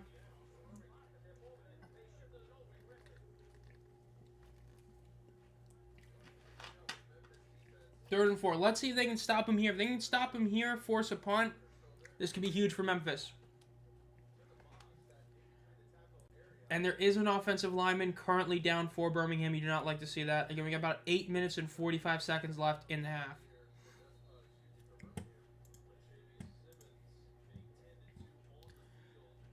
Another pass rusher just got drafted. Mike Green from Marshall got drafted to the Ravens. Jack Beck, or Beck from TCU got drafted to the Raiders. Ooh, TCU receiver. That reminds me of a certain other TCU receiver that went to the Chargers a couple years ago. Let's go over here.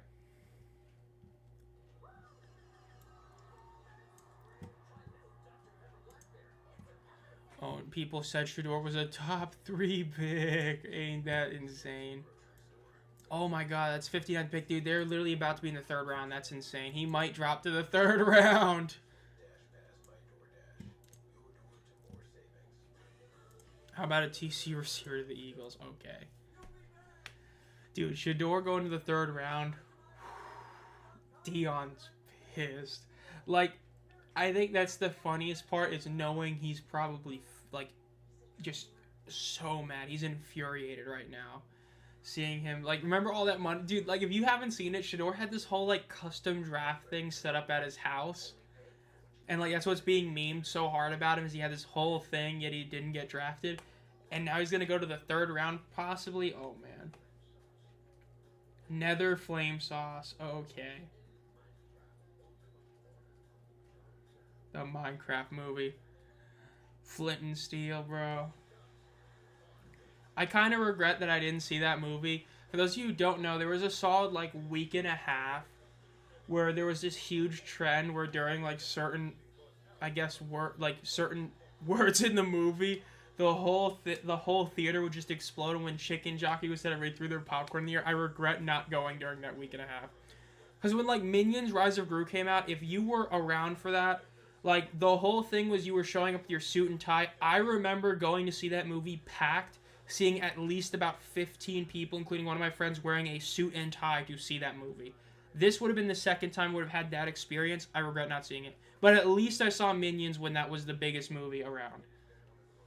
Chicken Jockey. Man, Minions, bro, Rise of Gru, that was an experience. If you were around when that movie came out, that was peak, bro. Friday night nostalgia. 11-3 Memphis lead. Insane. Mel Kiper's also definitely down bad right now. He really thought Shador was going to go high, too. Let's see what the Stallions do here. 3rd and 4. They need a first down here, or else Memphis is going to get the ball again. Cookus is in shotgun. 3 receivers to his right. Drops back throw. Going to throw a quick pass to the left. It is caught, but it's a bit of a light pass. Ends up being taken out just at the line of scrimmage. Going to be 4th and 4. The Showboats hold them, force another punt. This has been a very solid performance by their defense so far. The Memphis defense has been playing probably their best football of the season right now, which is what you love to see if you're a Showboats fan. But maybe they can put up some more points in offense. Again, you already have an 11-point lead, but because Birmingham, or you have an 8-point lead, so you want to get back to a 2-score lead. Hey, if you can get a touchdown here, it would be huge. We'll see. Punt is up, got close to being blocked. Going to be recovered or returned at... Ooh, ball bounces, keeps bouncing. Very good Birmingham bounce. Gets all the way to about the 14-yard line. That's a bad break for Memphis, but a great punt by Wadman right there. So let's see what Memphis can do here. We got just under 8 minutes left in the half. Friday night spotlight. Max Duggan makes his first start. Battle for first place between DC and Arlington. Man, I'm shocked at how many people are picking Arlington to win that one. Houston versus San Antonio, of course, chat. That's the other game we're streaming this week. We have the first official Tank Bowl of the 2025 season. This is Tank Bowl, or UFL Tank Bowl 4, between the Roughnecks and the Brahmas on Sunday. Stream starts at like 2:45, so make sure you're here for that, because that's going to be a great time. Tank Bowls, in case you have only been around streams this year, we barely care. We just make fun of the game we're watching because it's insane. 1st and 10, they fake the run and they throw it to Jay Adams. If that's a catch, that's an incredible catch by Jay. Let's see if they call it a catch on the field. Let's see, they're talking right now. And somehow the Stallions ended up getting the ball, but I think that was... Let's see what this is. They're calling it a catch on the field. Incredible play by Jay Adams. Easily been the best receiver in the league this year. He looks like he may have caught that one. That was incredible right there. Let's see. Might have caught that. Yeah, I mean, it bounced a little bit. We saw last week there was a couple times the ball bounced a lot, and they still called it a catch. So, great catch by Jay Adams right there. Injury bowl. St. Louis versus Michigan is a pretty good injury bowl right there. Both teams are injured. Like, St. Louis is getting a couple guys back, but both teams are injured. Javin White got put on IR. Breland Speaks has been on IR. Matt Colburn's been on IR. That's injury bowl right there. Look, I would say that this isn't a catch, but like last week, there was a pretty obvious one that should have been called an incomplete catch that got reviewed and stayed a catch, so I'm like, F it, it's a catch.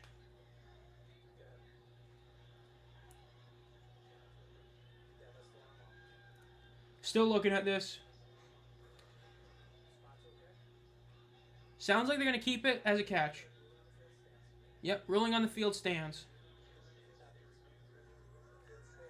Great play by Jay Adams right there. Just under the halfway mark on the quarter. 7.5 minutes left in the half. 11-3.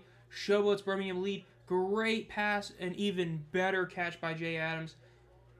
22-yard reception. Dresser win is sub-50 completion percentage, but has 137 yards thanks to the huge deep shot he had to D. Anderson. Let's see what they do here. 1st and 10.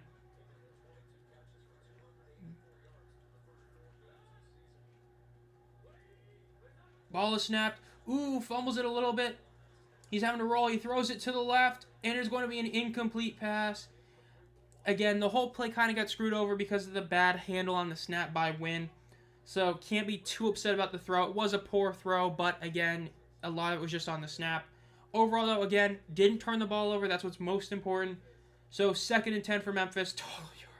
Total yardage, for those of you not watching the game right now, is 178 to 43. That's how bad this is so far. Even without the D. Anderson play, they're still beating them by over double. That's insane. Motioning Prince to the right side of him. Wynn is in shotgun. Ball is snapped to him. He hands it off to Prince, who gets to the left and gets to about the 40-yard line. It's about a 3, maybe call it a 4. Looks like they're getting a pretty favorable spot. It's going to be about a 4-yard gain. Going to be 3rd and 6 for the Showboats. We're eating good this week. We got the Tank Bowl, and tomorrow night is the Injury Bowl. Got some good games this week for sure. And then the other game is, of course, the XFL first place game. Lachavious Simmons is being carted off. That is not what you want to see. Alabama native. You do hate to see that right now. 3rd and 6 for Memphis. Running back to his right. No receivers out fully wide. Ball is snapped. Looks to the right. Looks to the middle of the field. He's going to run for it. Wynn gets tackled. He's going to be probably about a half-yard shy. You go for it here. As I've always said, within a yard, you are required to go for it or else you are not playing to win the game. That was a great run by Wynn. Did get stopped just short. Went for it there. Ooh, might have gotten it, actually. I think he got it. Never mind that. Replay just showed it. Didn't look like he hit the ground until the ball was past the marker. That's a 1st down. Very, very good play by Wynn right there. Yep, and it's a 1st down using the, UFL technology right there to confirm that is a 1st down. Yards per play, 7.9. Ball is snapped. Quick throw out to the right. Almost pick 6. That was almost a pick 6 right there. The route was just wow, that was, man, that was insane. Gilmore almost got a pick 6 right there. He jumped the route, nearly got it. That would have been insane. Ooh, that replay makes it look even worse. That would have been a bad pick 6 to give up right there. Adam Schefter, that Mike Green pick was about like 10 minutes ago, dog, wasn't it? Or not, I guess? Who knows? I guess nobody knows. I thought it was like 10 minutes ago, whatever. 2nd and 10 for the Showboats. Got 0 seconds left. That's a delay of game. That was a long delay of game right there. Let's call a timeout here. Nope, delay of game. Bad penalty to take right there by the Showboats. If you're enjoying this stream, make sure to like the stream. Think about becoming a community member and all that. 2nd and 15 for the Showboats. Let's see what they can do here. 4.5 minutes left in the quarter and half, obviously. Again, you hate taking those delay of game penalties. It seems that still, like, it's been a while, but yeah, those hands are why he plays defense. Okay, Carr, you didn't have to violate him like that. But, I mean, hey, it is true. If you jump the route, you got to get that interception. We saw it with the Panthers a couple weeks ago, too. Ball is snapped. It's a QB draw. Wynn goes to the left. He makes a move, and he gets tackled. He gets back to the original line of scrimmage, going to be about 3rd and 10 here. The former Breakers OC. 3rd and 10. Let's see if they can get this here. Again, they're at not great field position. They're kind of stuck in that midfield area. You hate being around here getting a drive stop. Shirtless Pyramid is growing a bit. Let's see what they do here. They got to get to the 43-yard line. Ball is snapped. Wynn drops back. Looks for the middle of the field. He throws it to the right. It is going to be caught, but he's going to be shy. But at that point, you're in no man's land. Might go for it there. A punt, you're only gaining about like 20 to 30 yards of field position. Looks like they're going to punt it, man. That's a bit of a weird call right there.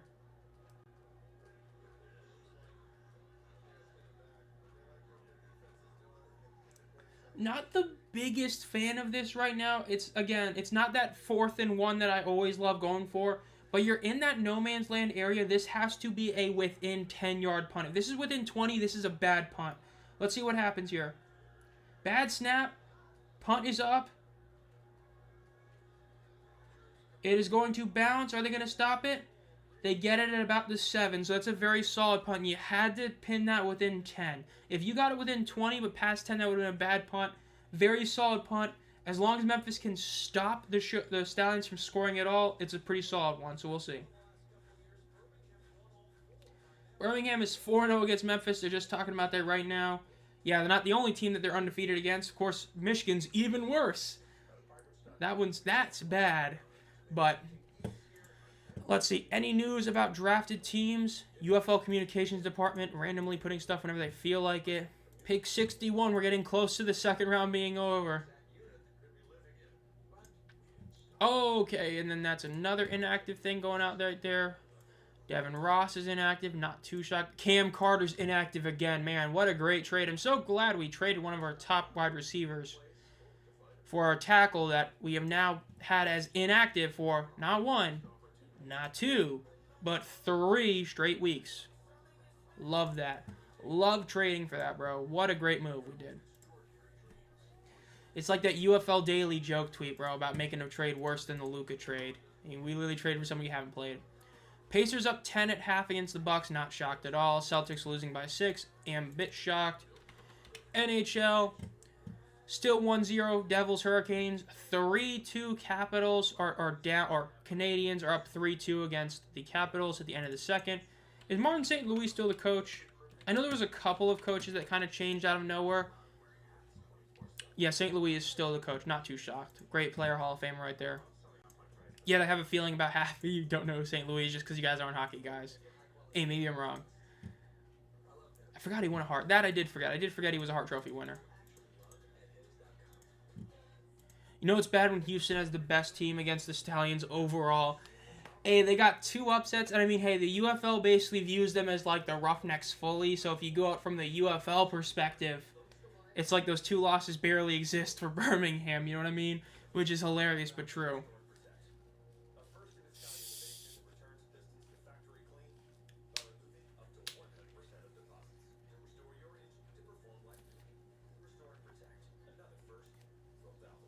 Valvoline, okay. The shirtless pyramid. What a group, bro. Love how it all started because of a awful weather game against DC. And a couple of field goals, obviously, as well.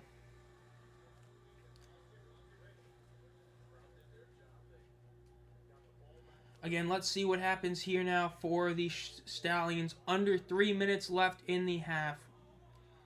3 receivers to the right, 1 to the left, RB to the left, ball snapped. They hand it off, runs to the right, gets about 6.5, maybe even 7 yards. About 6.5 yards right there for the Stallions. Solid play on first down for them. This is going to take us to just shy of the 2-minute warning. We're going to have one more play before the 2-minute warning at least. Calling it about a 5-yard gain, 2nd and 5. Let's see if they can get a first down here. Cookus is in shotgun, 1 man to his right in the backfield. 2 receivers to both sides of him. Ball is snapped, fakes the handoff, looks over the middle of the field, looks to the left, throws it. It is a nice throw. It's going to be caught for a first down up to about the 23-yard line. And then we're going to go to the 2-minute warning now. Again, so far, Cookus has not looked too good this game. Still early, but hasn't been all that great so far. Dresser win. Insane stat line. Cookus, insane stat. But just a couple of really insane stat lines so far, man. It's insane. D. Anderson is 10 yards away from 100 yards this game. Love to see that. Overall time in possession, looking on the stats right now, it is about 17-10 in terms of minutes. Memphis over Birmingham. That's insane. That is bad to see for them.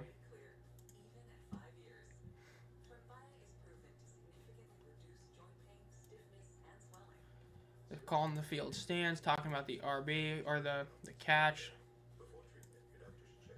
Still have not seen anyone else get picked so far since the Washington Commanders picked somebody.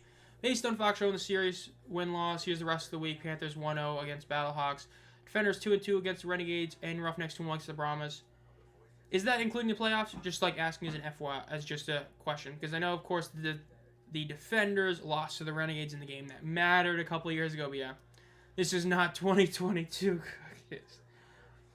It's a shame how so few people really watch that great 2022 Case Cookus.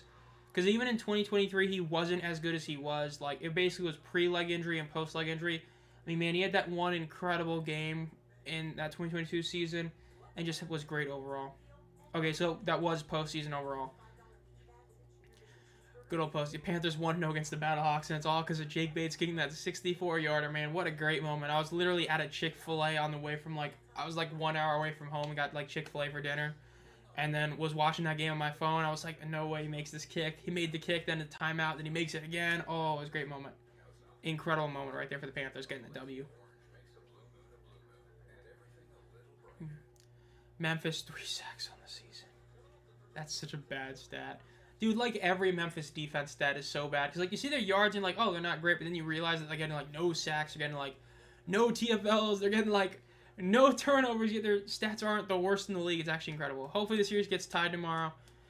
We'll see. I did pick DC to win, but most people are picking Arlington to win. We'll see. Again, I think it could go either way. I think it's the hardest game to really call is that DC-Arlington game. I say that when this one is now Memphis leading by 8. But DC-Arlington is a very tough one, and yet they're actually an improved unit. It's insane that Showboats' defense is better, yet they're just worse at the same time. It's insane. They get the pass rush. Cookus gets away. He's going to run for it. Cookus gets the first down up to the 40, the 45, the 50. He gets tackled at the 45-yard line in Memphis territory. Case Cookus with the incredible run. How about that? The chef cooked on the ground. That was over a 30-yard rush by Case Cookus. That's insane. Oh, the Battlehawks. Yeah, that's all about Max Duggan because, man, Max looked bad last week. But if he looks better this week, we'll see. But, I mean, the Showboats, this is such a better team than last year, yet it feels like it's worse. It's insane. Cookus drops back to throw. Looks over the middle of the field. Looks to the left. Going to throw a deep shot. It is going to be incomplete. Great defense by the Showboats right there. Getting that ball, breaking it up. Insane. Yeah, of course, that was the big question post-2022 with the injury. But last year, we couldn't really see him run because you had that offensive line, which was awful for Memphis. Is a flag. Let's see what this is. Holding on the offense. 10-yard penalty.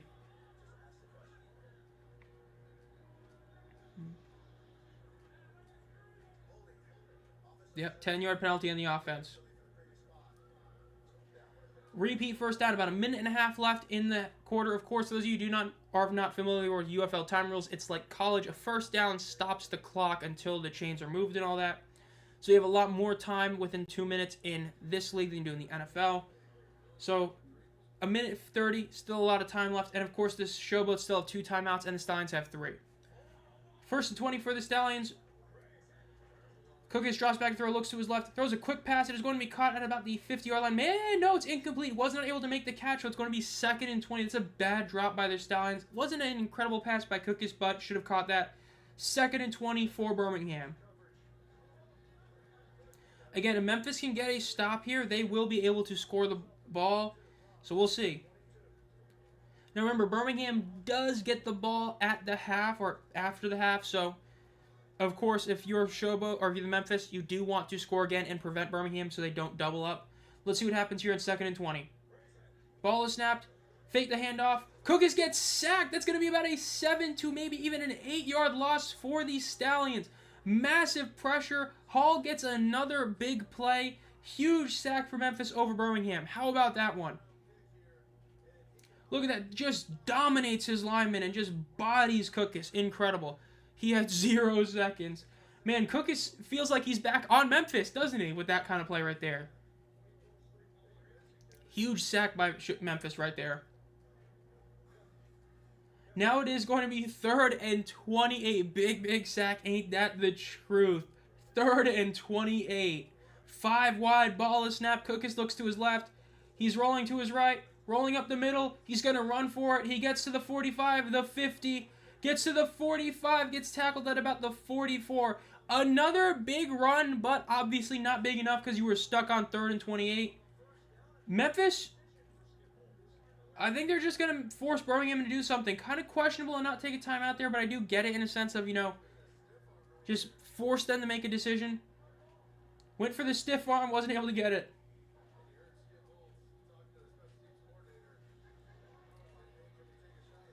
Let's see what they do. They're going to call a timeout with, no time left. They're probably going to do, Hail Mary or something. Calling a timeout now. Let's see what they do here. They're going to kick a super long field goal. They're going to go for a Hail Mary. Let's see what they do here. 4th and 6.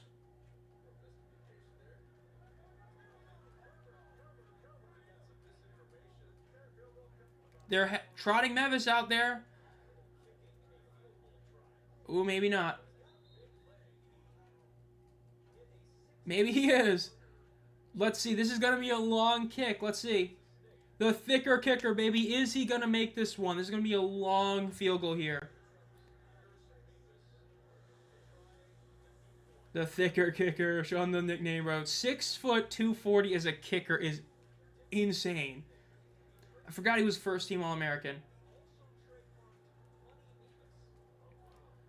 This is a 63-yarder. This would be one shy of the UFL record held by Jake Bates. And this would break his personal best by 2 yards. Will he make this one? 4th and 6. Gonna kick a 63-yarder. Kick is up. It's, ooh, maybe, no, it goes to the right. It is no good. And it's short. It's going to be returned by Memphis. They get to the 10.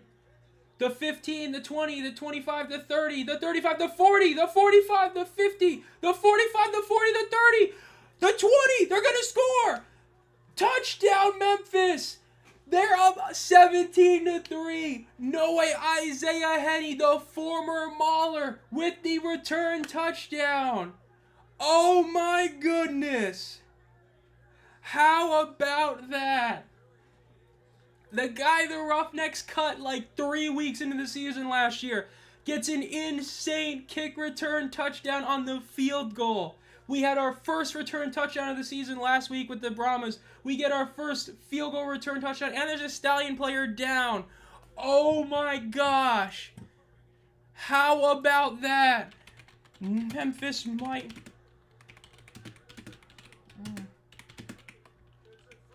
No! Memphis might pull it off. Field goal return TD. Oh my gosh. How about that? That's insane. The Memphis Maulers. Oh my goodness.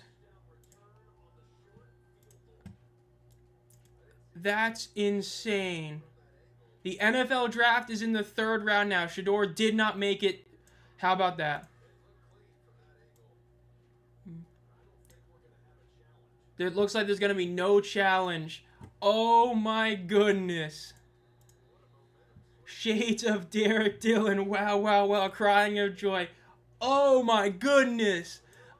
That is insane. Memphis with the return touchdown on the field goal. Are finally living up to their Showboats name. Ain't that the truth? How about that? Skip is mad. He can't challenge. They're going to go for 2 here. If they get this, they'll be up 19-3. Oh my goodness. What a play. Yep, Skip's not going to challenge it. He's not going to lose his challenge on it. Really incredible. Dude, that is insane. Let's see if they can get this. If they can get this, they will be up by 16 points. Let's see. Ball is snapped. Fakes the screen pass. Does throw the screen pass. It's a double forward pass, but it gets batted and intercepted. And it gets tackled right when he gets it. And it's fumbled, and they're pitching it. They're good. What a play. Oh, my goodness.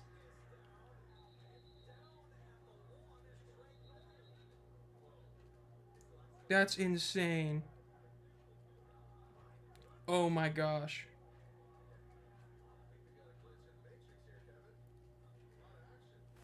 Bro.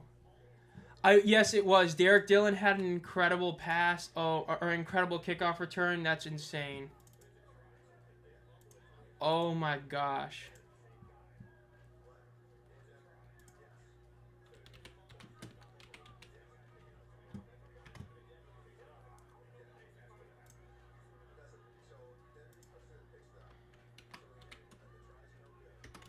That's insane. Dude, what a game so far.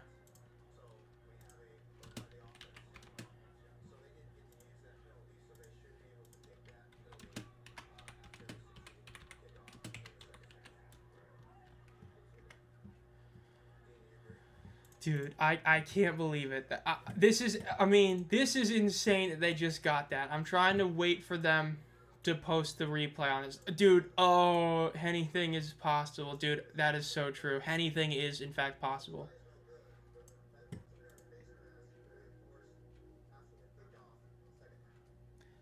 This is insane. I love Henny. Bro. Okay, I don't think you should say it like that. But what a game. The Showboats have a 16-point lead heading into the half. Oh my gosh. With how the Stallions reacted when losing to the Brahmas last year, I bet they'll be fight this game. I would hope so, but man, that's insane. Interviewing Derek or Isaiah on the sideline. Insane. Dude, that is incredible. A field goal return touchdown right there. Oh, man. Isaiah Henny with the massive play. I've never in my life seen the Showboats have the upper against BM. Challenge, I don't want to lose it. Then, dude, Skip Holtz on the sideline is oh, man. This is, what a game. This is insane. Where is my Showboats retweet? I gotta retweet this. Dude, if Birmingham gets beat, that would be insane. Blame it on the Henny. Okay. Dude, what? Oh, man. Dude, this is probably the craziest ending until halftime I've ever seen in spring football. Ending the half with a kick six is insane. I mean, that's the risk you take. This is like I think it was the Black Friday game, right? Between like the Raiders and the Dolphins, I think last year or 2 years ago, right? Where at the half they went for a Hail Mary, they ended up throwing a pick six. This is just like that. Like sometimes the bold decision ain't the one that you need to do. 17-3. Oh my goodness. Birmingham gets the ball at half, but man, if you're Memphis, you are ecstatic right now. You have all the momentum in this game. It was the Jets-Dolphins. I remember it was the Dolphins. I remember that game because I think it was up in New York when that one happened. I was in New York when that happened. That was 2 years ago because last year didn't go. That was 2 years ago. I remember that now.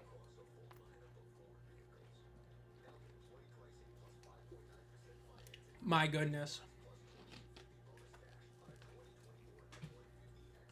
Actually insane.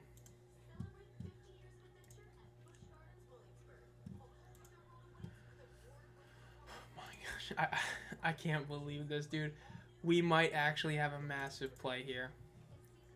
First kick six I saw since the Jags Cardinals back in 2021. Ever since the late timeout before the field goal, Trey Holtz was visually annoyed at the guy saying not the challenge.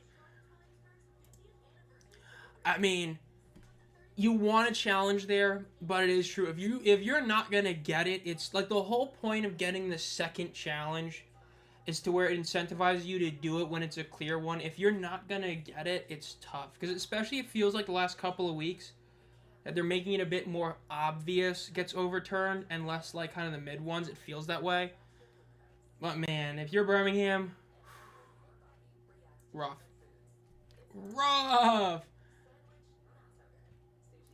Oh my gosh. It really could have been worse. Lego got new Fortnite sets. Okay, why is that popping up on my feed?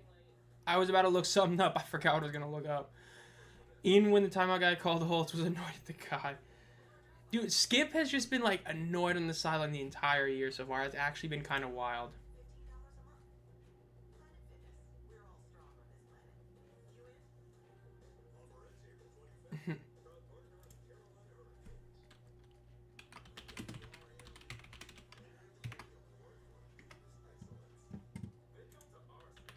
I feel like I just spelled a word wrong. I did spell a word wrong.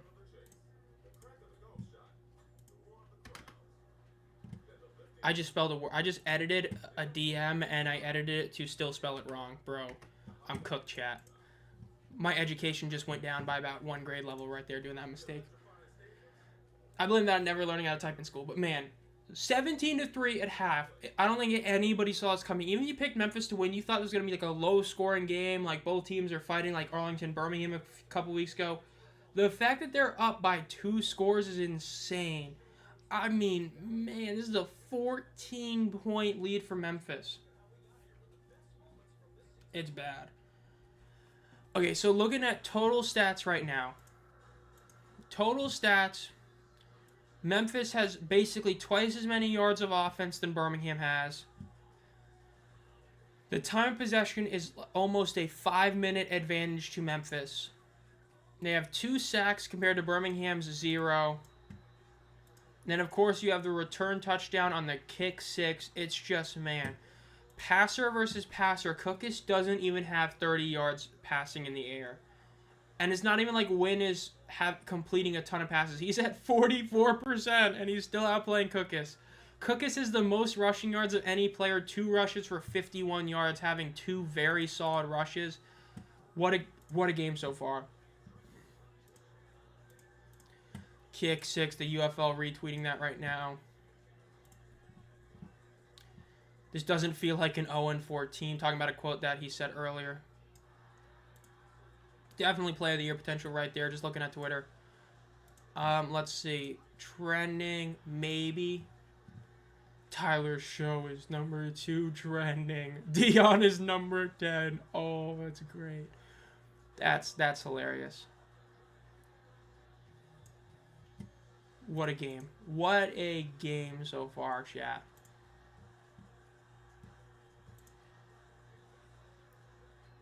Last year, Memphis Windows. Oh, last year, Memphis, they were just Houston Roughnecks Merchants.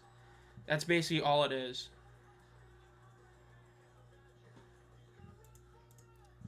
I mean, that team last year somehow beat Houston twice, which was hilarious for Houston. The fact they lost twice to them.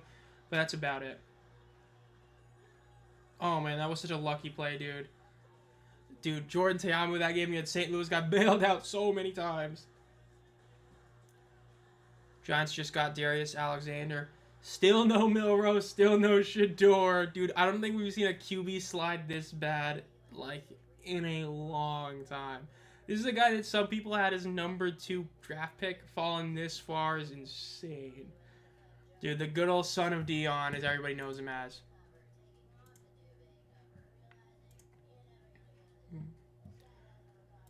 My goodness.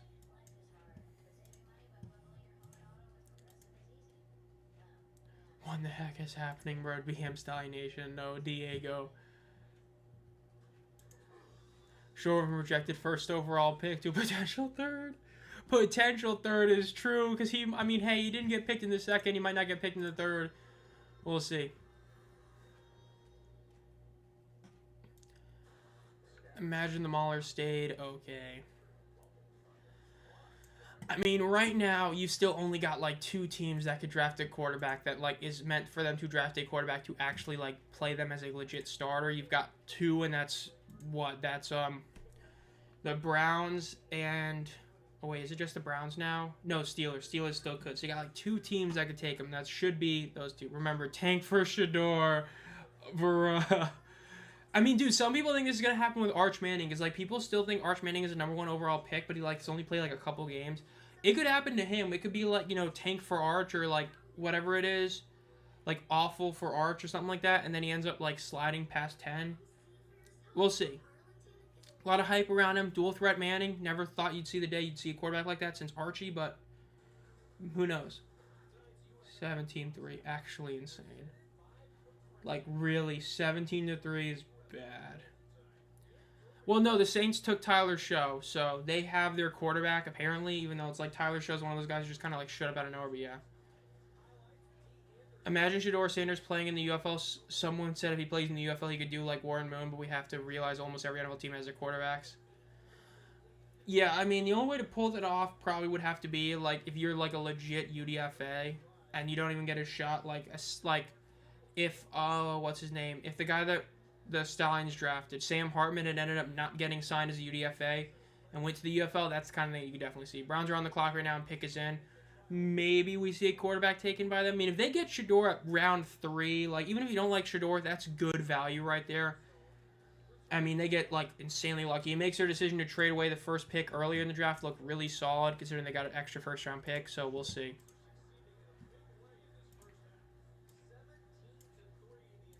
Nope, they're taking tight end from Bowling Green. Okay. So they are not taking a quarterback. Oh, man, Shador's pissed. Dion's even more mad. NHL 5-3, Montreal over Washington. They're going to win that game probably. Other one is still 1-0. The National Basketball Association, Magic might pull off the W. Bucks got it back to being close. Kind of shocked about that, not going to lie, but yeah. I remember Raiders fans were mad. Dude, that's right. The Raiders still could draft a quarterback. I honestly forgot about that. They could, because, like, Gino, they signed for an extension, but if you get a guy in, like, the third round to be, like, a potential future, not a bad one. Anyone but Shador. Still no Shador. Insane. Absolutely wild.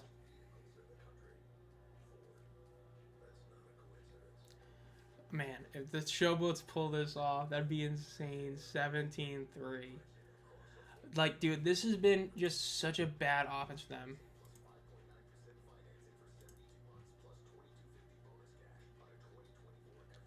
It's at the end of the road, and when I...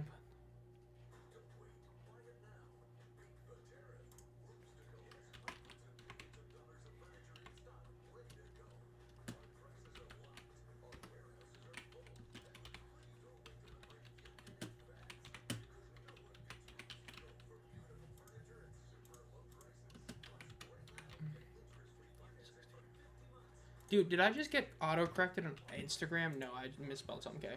Best thing about Stunts tonight is cheerleaders. Okay, bro. Toast, first comment in here is that. Not surprised, though. Toast for D win leading the show was the dude. Dresser win. Could his ego not get him drafted? I mean... It depends. I mean... It might have been... I don't know. It's hard to say. Like, part of me feels like he ended up saying something. Part of me feels like he tried to basically force his way to a certain team, and that certain team just wasn't into him. Because depending on what you heard him was a great interviewer or a terrible interviewer. Some people thought it was something along the lines of like Josh Allen when they put out all those tweets, or like the Laramie Tunsil Bong situation. It's hard to tell exactly what it is. But, man, him dropping this far is insane. Had to leave for a moment to drop my sister off somewhere. What's the discussion been at halftime? Shador Sanders making fun of him. The fact the Stallions are actually, like, getting beat. That's pretty much about it so far, honestly. Not like it's been a ton of stuff. But it's been an insane one so far. Dude, why am I getting, like, 8 notifications on my phone? Is somebody calling me? Oh, I got, like, 3 texts from somebody.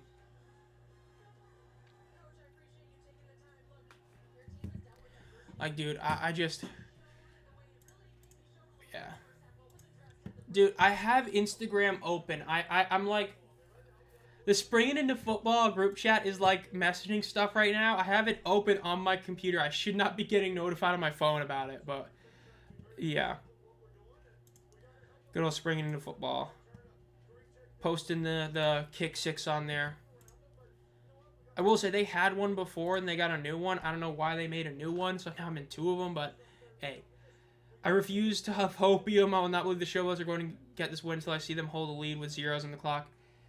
Sad but true. I mean, you never can say never till it's over, especially after last year's Brahmas game, so yeah. Return is up to the 15, the 20, cuts to the 25, and he gets tackled at about the 27-yard line due to the Stallions. We're all looking forward to the Showboats' third Kick 6 in 2027. Okay. Hey, wouldn't be too shocking. Every 2 years, I got to get there one. I want to score points. Dude, Skip is not happy. He is so upset.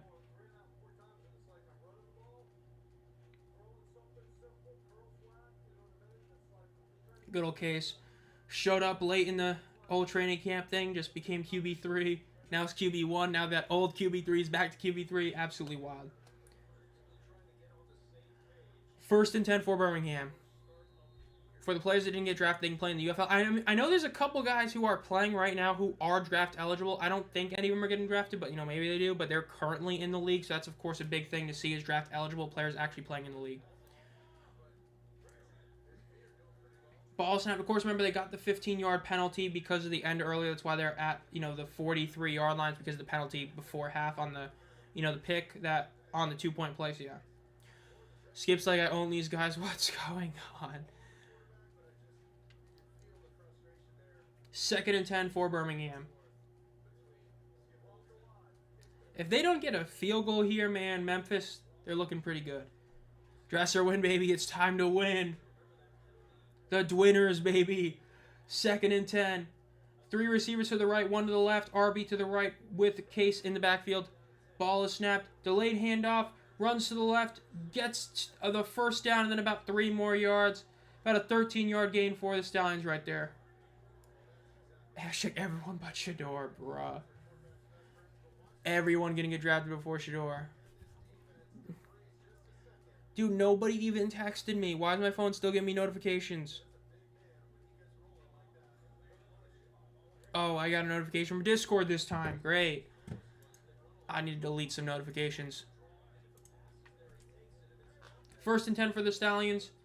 At about the 45-yard line in Memphis territory. Ball is snapped. Cookus drops back to throw. Looks to his left. Looks over the middle of the field. Rolling. He gets kind of hit as he throws. It is going to be an incomplete pass to the right. A bit of a mallard throw. Thought it was maybe a fumble for a second. But like he thought it might have been called a fumble. So incomplete pass though. 2nd and 10 now for the Stallions. Again, the Showboats are getting so much pressure in this game. It's insane. Nearly got the sack right there on the chef. Just insane. Let's see what they do here. 2nd and 10. Cookus is 4 of 12. That is not a stat line you want to see right there. That is bad. 33 completion percentage. Oh my god. That's bad. They're in 5 wide. Cookus by himself in backfield. Gets the snap. Looks to his left. He's going to run up the middle. It's a QB draw. Gets a slide. About a 4-yard gain. 3rd and 6 for Birmingham. Again, because Memphis had that kick short, you're now at a very sketchy area where you might not even want to kick this if you get stopped here. But a punt here would be a really awful area to punt. You're stuck in this awful no man's land. I would not be shocked with the run play here to set up a 4th down attempt. Let's see what they do here on 3rd and 6, though. Cookus is by himself. They're lining up in 5 wide. Very bold decision here. Let's see if they pull it off. Ball is snapped. Cookus drops back. He's going to throw it to the right. It is caught by none other than Deion Kane for the 1st down. Of course, the most consistent receiver on the Stallions makes another big play. Love to see that. Imagine Deion saying, F it, Shador, you and your brother go play in the UFL. People love you, ZP. Hey, I still remember that one thing you said a while ago, like last season, about how most other streamers you've watched basically don't say anything to chat. And I think it's wild when people don't do that. Handoff up the middle, gets about 1 yard. Like, if you're doing, like, if you're like a speed runner for video games, I fully understand just, like, saying I'm not going to look at chat. That's understandable. But for, like, everything else, it's insane when, like, a streamer doesn't interact with chat because, like, that's the point of you streaming. You know what I mean? Like, again, if you're doing something like a speed run challenge, that's different. But if you're doing anything else, like, literally anything else, you should be caring about chat. That's how I've always felt about it. That's why I've always strived to do that when it comes to all these streams, even when I did the first Tank Bowl. Let's see, 2nd and 9, ball snapped in 5 wide. Cookus looks to the right, throws it, and it is almost intercepted. That's the 2nd time today. This time it's on the Showboat side, jumping the route but not getting the catch. As Carr said earlier, that's why you're playing defense. Again, both teams could have easily had a pick 6 so far, but yeah. Queso, okay, bro. I did not expect a Queso mention in this one. But yeah, that's definitely a good one right there to bring up. The chef, man. This is not going good for him. 3rd and 9 for the Stallions. Ball is snapped. Cookus drops back, looks over the middle, throws a deep shot. He's going for the touchdown. It is caught for the touchdown. Birmingham is up. Jordan Thomas, the end zone threat himself, gets the big play touchdown. Cookus finally hit a great throw. 17-9 with 10 minutes and 50 seconds left on the third quarter. The shirtless pyramid is going crazy right now. Imagine because of how the league is set up, Shador is the first overall pick. Dude, oh man, you know Shador would be like, I don't know, that would be hilarious to see. I would love to see that. Because that ain't too far-fetched. Did this Panthers draft again?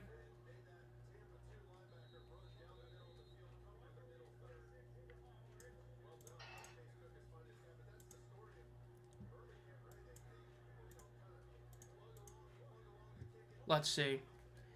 2-point attempt. They're going for it. Ball is snapped. Cookus drops back. Looks to his right. Looks over the middle of the field. Rushes for it. And he gets tackled just shy of it. Does not get it.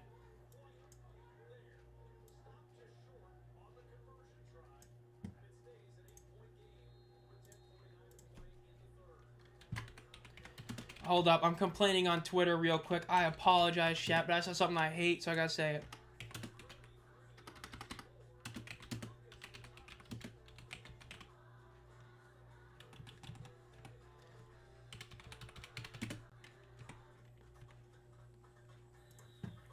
Now I tweeted. I tweeted my complaint. Carolina Cade's still not doing great. Oh my god, Isaiah Henney. Dude, are we still not... Who do we pick? Okay, so it's just another random thing we did. Okay. Still no Shador! Oh my goodness. Ain't that great? It's actually wild. Still no Shador Sanders so far. Why don't they go for 3? It's just a matter of it just being such a difficult conversion to get. Like, yes, even if you go for 3, right, you make it, you know, a 5-point game. And that doesn't really do much for you. Whereas if you go for 2, you make it 11. That's a 6-point game, so you just need a touchdown to tie. It's just not worth going for 3. Especially when it's not going to get you any immediate kind of thing. So, yeah. We need Seattle back just to see more 3-point attempts, bro. Imagine he falls to day 3. That'd be hilarious. No, we're the 71st. Carolina's next pick is 85. Let's see if the Showboats can score a touchdown. If the Stallions might make a comeback. So will Showboats blow it? No matter what, even if Memphis loses this game, they'll never lose a game as bad as the one against San Antonio last year. But, I mean, still, even with that so far, the Showboats have been playing very well offensively, even with Dresserwin not being that accurate. We'll see. I mean, it's a 1-score game, but it's, you know, a touchdown and a 2-point conversion. If Memphis can just get any sort of points on this drive, that'd be huge. Because that's the first time the Stallions offense has looked great this game. So, we'll see what they do.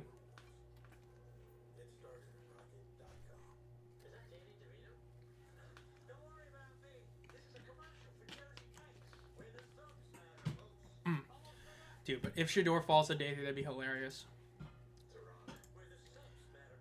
Dresser win. Posting up that far. Defensive end goes to the Bills. ML football, bro, just does everything to get that. What a game. Absolutely wild. I don't know what's the craziest part about this game. Like, the kick 6 was insane. The D. Anderson play was even crazier. It's something else for sure. 17-9. Memphis over Birmingham. Jordan Thomas with a massive touchdown grab. Second half pass yards already have more than the entire first half. That's both good and bad. Jamar, love seeing him on the sideline, bro. Just sits there, gets paid to just be QB3. Gotta love it.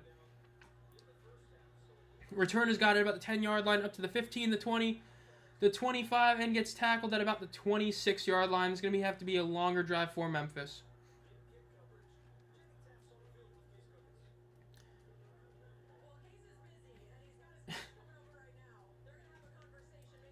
Looks like Case is talking with Skip right now.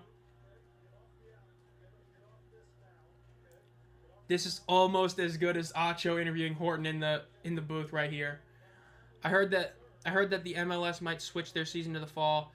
If they do, that would be something. I just don't follow the MLS. I cannot confirm or deny that. But if they do, it would definitely help the UFL for sure, because that's been a big issue, is that they have to wait to make their schedule because of the MLS, yeah. 1st and 10 for the Showboats. Ball is snapped. Wynn looks to his right, looks over the middle, rolling to his right. Throws a sidearm. It is caught for a first down. Then about 4 more yards. There is a flag on the field. Let's see what this flag is. Could be your classic offensive holding. That would be bad for the Showboats, but let's see what it is. Still interviewing them. It is holding on the offense. Yep. It is a hold.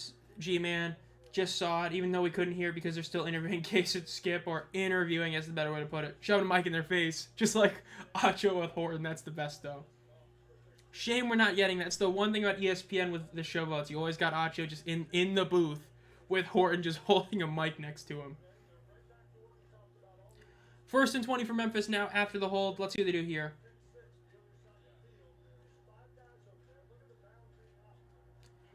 Wynn has 2 running backs, 1 to his right, 1 to his left in the backfield with him, or 2 players, 1 to his right, 1 to his left. 2 receivers to his right. Ball snapped. Screen pass to the right. Tries to make a move, ends up getting tackled for about a 3-yard loss. Might be a bit of extracurricular activity, but at least no flag yet. Not a huge fan of that play call right there. Doing a slow. There is a flag. This is going to be unnecessary roughness on the Stallions, I think, but we'll see for sure. Cookus saying we got to play some football. Love to hear that from the quarterback. Yes, even the Showboats lose is maybe their best game this season. I'm happy for them. I mean, especially offensively. This game has been really good for them offensively, even with the very, inaccurate win so far. It's definitely a good one so far. Let's see what this penalty is.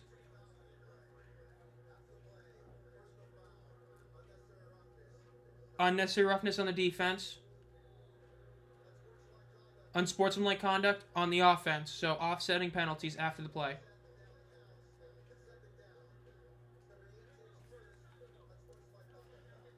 So now it's 2nd down. Again, offsetting penalties, unsportsmanlike conduct, and unnecessary roughness. Not too shocked about really either of them when you see a situation like that. Again, as for the play call, not a fan of a slow developing play on 1st and 20. You need to do a play that gets you yards back.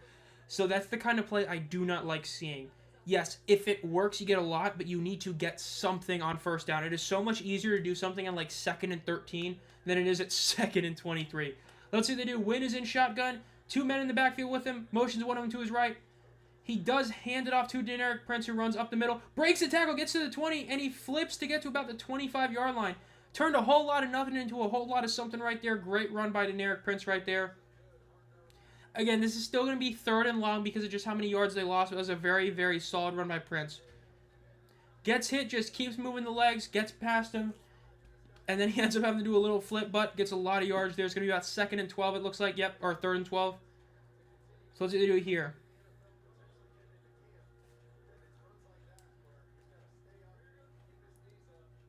Sean Cookus on the sideline again. Just having a big old smile on the sideline. Shirtless pyramid.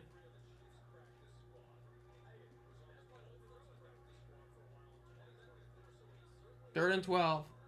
Still just getting ready to go to play, looks like.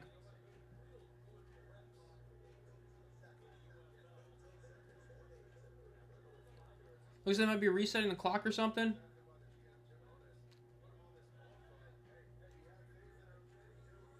Very interesting what they're doing right now. Again, show in Talladega, of course, that is on Sunday. One of the biggest races of the year for those of you who watch NASCAR. Huge race. Haven't watched as much as I did last year. Just haven't mainly. It's not even because of the UFL. Like, I'm not even using the UFL as an excuse. I just haven't watched it as much as last year. Been watching more golf than I did last year. That's part of the reason why. 3rd and 12 for Memphis. Ball is snapped. Looks to his right. He's going to throw it for the 1st down, and it is almost intercepted. That should have been intercepted. Again, that's another instance of a defensive player proving why they don't play offense. Should have been an interception, but it wasn't. As for that sequence, a lot of that is on the 1st down. That 1st down play call on 1st and 20, not a great one. You got a great run by Deneric Prince, but then you were stuck at 3rd and 12. Is what it is. They're going to have to punt this ball away. Still have an 8-point lead with a little over 8.5 minutes left in the 3rd quarter. Punt is up. It's going to be recovered at about the 40-yard line. Not an incredible punt. Gets to the 45, returns to the 50. The 45 gets about the 43-yard line. Going to be in almost already field goal position for them. How about that? Insane for them.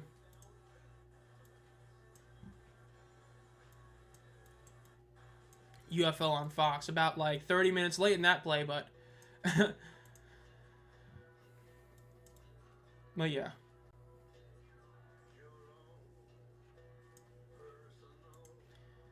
Azir again, 73. Still no QE being picked recently. How about that? Dude, it's been like 10 minutes. There's been one more pick taken. Oh my god, the NFL is going so slow. So slow, bro. It's the one thing that's so aggravating about the NFL draft is it goes so slowly. It's insane.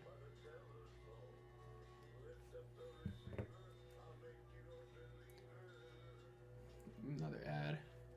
Coming into the game, the Stallions have a winning percentage, 87.5 regular and playoffs. Showboats winning percentage is just being third. I'm honestly shocked that not really, because they had like the 5-5 season in 2023, so not too shocking actually when you think about it. And then Houston gave them 2 wins last year.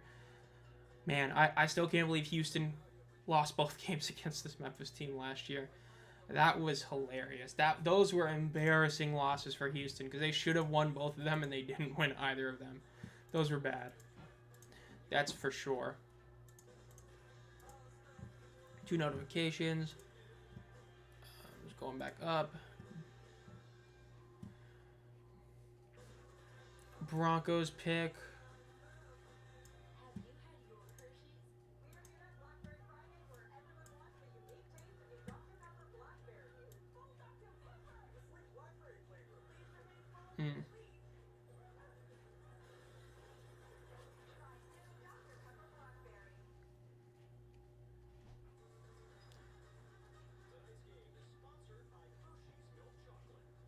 Man, I'm just looking at some of the stuff and I just can't believe it on Twitter right now.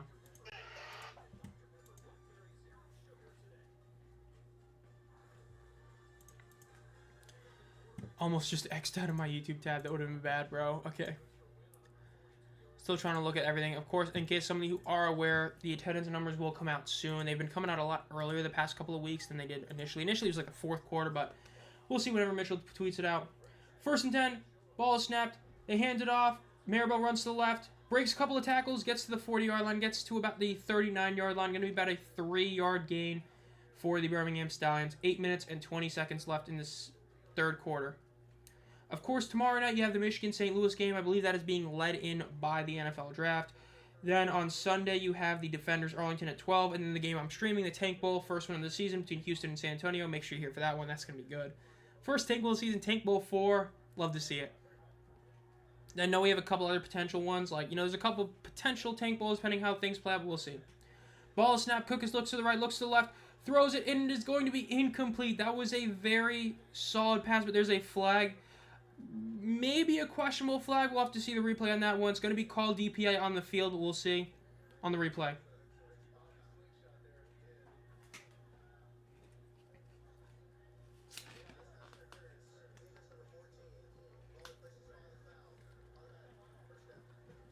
Let's see this replay here.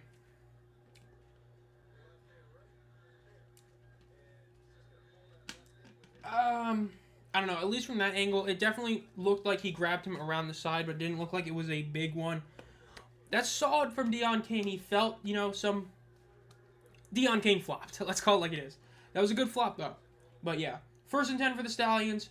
7.5 minutes left in the 3rd quarter. Cookus is in shotgun. Ball snapped. Looks to the right. He's moving, and he gets sacked. He tripped a little bit, and then he got sacked. That's the 3rd sack on the night for the Showboats. They are just dominating on the ground. This is like the Renegades. The Renegades heading into last week had very few sacks. People seem to not remember that. And they just got sack after sack after sack on Max Duggan. We're seeing that again tonight. The Showboats had virtually no sacks heading into this game. They have 3 now. Another big sack for the Showboats. Forced them to lose a few yards. Make this 2nd and 16. Literally over 50% of their sacks on the season are tonight. 2nd and 16. Cookus is in 5 wide. Drops back. Looks to his left. Throws it to the left. It is going to be caught and immediately tackled. Deon Cain gets about 8-ish yards. This is going to be about 3rd and 8. They are in field goal range, but let's see if they can get a first down here. Under 6.5 minutes left in the game now, or left in the quarter now. 17-9. Insane. 3rd and 7.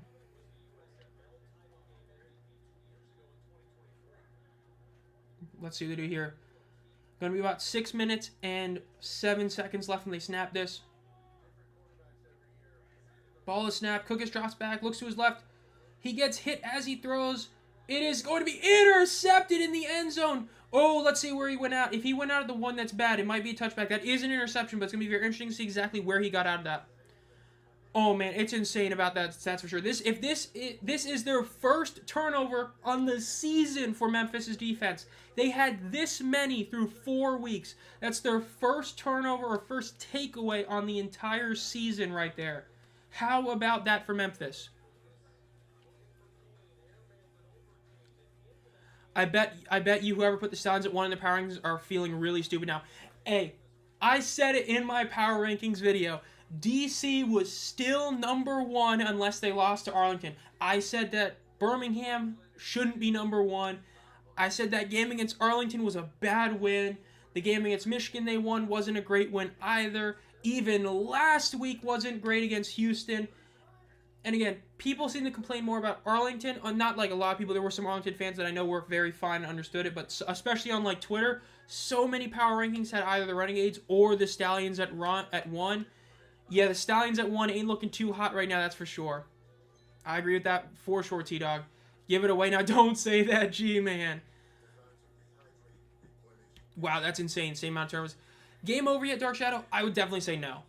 Mainly because the Showboats last season literally allowed San Antonio to score 2 touchdowns within a minute. And again, this is still Birmingham. Birmingham has been able to pull off some stupid wins. Again, last year, DC's game is the prime example. They played like trash and were able to kick basically a walk-off field goal at the end against DC. If Memphis scores a touchdown here and they get the 2-point conversion, it might be. But it's definitely still a game now, but we'll see. This is a crazy game. Oh, that's for sure. This is also by far the best Friday Night Football game, I think, so far. I would say this is probably the best. I might be forgetting one of the Friday Night games, but I think this is the best one so far. This is a very, very fun game to watch right now. I mean, man, Memphis getting a kick 6, getting 3 sacks when they had only 2 entering the game. Oh, man, this is what you love to see. You love to see this. If Memphis blows the game, I'm going to die of laughter, bruh. Hey, this is a great game for Memphis no matter what happens. No, not over way too much time. Oh, for sure. I mean, you still got a full quarter left. I mean, even if Memphis scores again, I mean, right now it's a 1-score game. So, yeah. In terms of a tier list, that's a good question. The makings of an A-tier game, I would say that. For sure B tier, potential to move up to an A tier, and maybe even an S, depending on what happens. Because the narratives in this game are just insane. So far, though, this is like bare minimum a B tier game. Even if this ends up being like a blowout for Memphis, I would say this is a solid B tier game at least. Eli Walker, Memphis' first takeaway on the season. Took them half the year to get one, but they got one. Insane.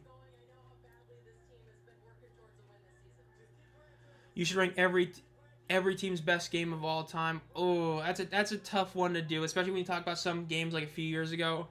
But I definitely am doing the Friday Night Football game tier list at the end of the season. And okay, they're showing the replay real quick. This is what I was saying earlier. It looked like he may have made a critical error. They did. He made a critical error. He did not go out of bounds in the end zone. There is a flag right now. I think this is going to be neutral zone infraction. But now they have the ball at the 1-yard line because he ran out of bounds at the 1. Oh, offense penalty. My bad. They're going to lose about half a yard here. That was not too much history. Generals would be definitely the opener. The Stallions would be the championship game. The Maulers and Panthers would probably be the same game. That game is just so good. So, yeah. You'd be using PJ Walkers since the... Oh, I see what you mean. I thought you meant... Oh, best game. I still know for sure. You'll be using PJ Walkers since the current team isn't good. 1st and 10 for the Showboats at the half-yard line. Can't take a safety here. Ball is snapped. They hand it off. He does get past the line of scrimmage for about a 1.5-yard gain. Maybe just a yard. When they snap, this is going to be a little under 5.5 minutes left in the third quarter. Again, that is a shame that they get their first takeaway of the season, but they make a critical error. Walker steps out of bounds at the 1 yard line instead of the end zone. So instead of getting it at like the 20, they're getting it at the 1. Let's see if Wynn can do something here. They got about half yard on the play. Ball is snapped, delayed or faked the handoff, throws to the right. It's going to be a deep shot. Caught for a massive first down. Huge catch and great throw. Lassiter with the massive play. There's an offensive lineman who's a bit slow to get up. Massive play by the Showboats right there. Great throw by Dresser Wynn. Looking a lot better this throw. This is a really great throw by him. Let's see this replay.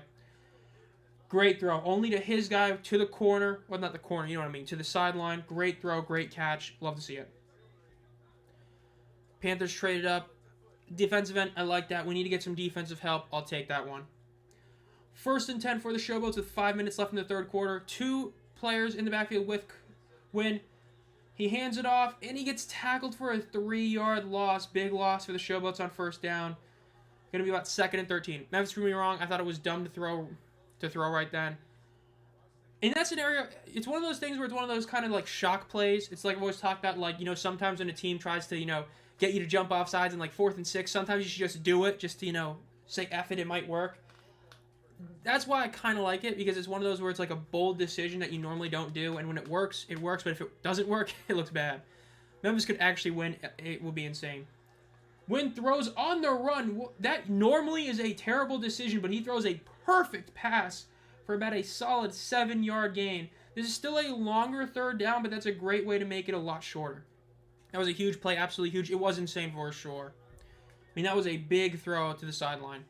Wynn's got to keep it one of these times. He might do it here. Again, this is about, this is a pretty good spot. It's going to be about 3rd and 5 for him. One man in the backfield with Wynn to his right. He's got 3 receivers lined up next to each other on his right and 1 to his left. Ball is snapped, looks over the middle, looks to his right, throws it as he gets hit. It's a deep shot, but it is too deep, incomplete. That's one he would want to have back. If that was a little bit shorter, that's another deep touchdown shot. Instead, they're going to be forced to punt here. Again, in terms of the field position battle, if this is a good punt, they just basically completely turn the field around, which is solid. But you definitely wish you would have had a better pass there. If he's a little bit more accurate there, that's another touchdown. Let's see how good this punt is. Punt is up to about the right. Gets recovered at about the 17 and gets tackled out of bounds at about the 25. Overall, very solid way to change the field position. You started at the 1 yard line. Now Birmingham's getting in about just under the 30. You will take that if you're Memphis. You know, Memphis wins out this season, that would be hilarious. That would actually be insane.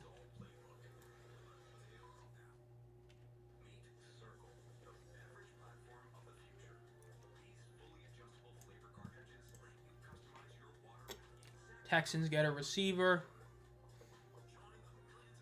Cowboys get a cornerback.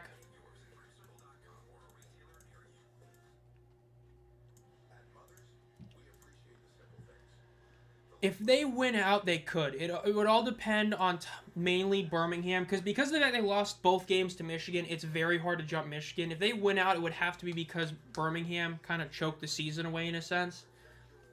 Because if I remember correctly, this is the first matchup between Memphis and Birmingham, correct? Yeah, because Birmingham lost to DC. Yes, this is the first Memphis Stallions game. So in theory, if Memphis wins out, they finish 6-4. That's 2 more losses for Birmingham. That means Birmingham would have to lose 1 other game. So in that scenario, Memphis could make it. If they win out, fully win out, and Birmingham loses 1 more game, Memphis makes the playoffs over Birmingham. It's just Michigan. It will be very hard to get over that hump, considering the fact that Michigan has tiebreaker on you and will more than likely have overall conference record on you, but maybe. So we'll see. Like I said earlier, it's more likely San Antonio makes it than Memphis, just because of the fact that San Antonio got a win over DC, and that's a huge deal when it comes to tiebreaker stuff. But we'll see. Is it an ad for Birmingham, I believe? Yes. There's some kind of what? Okay. This is like the same ad from last year. Like, I'm not against that. I think these are good ads to have, but it's just like the same ads. Still no Shador Sanders. That's insane.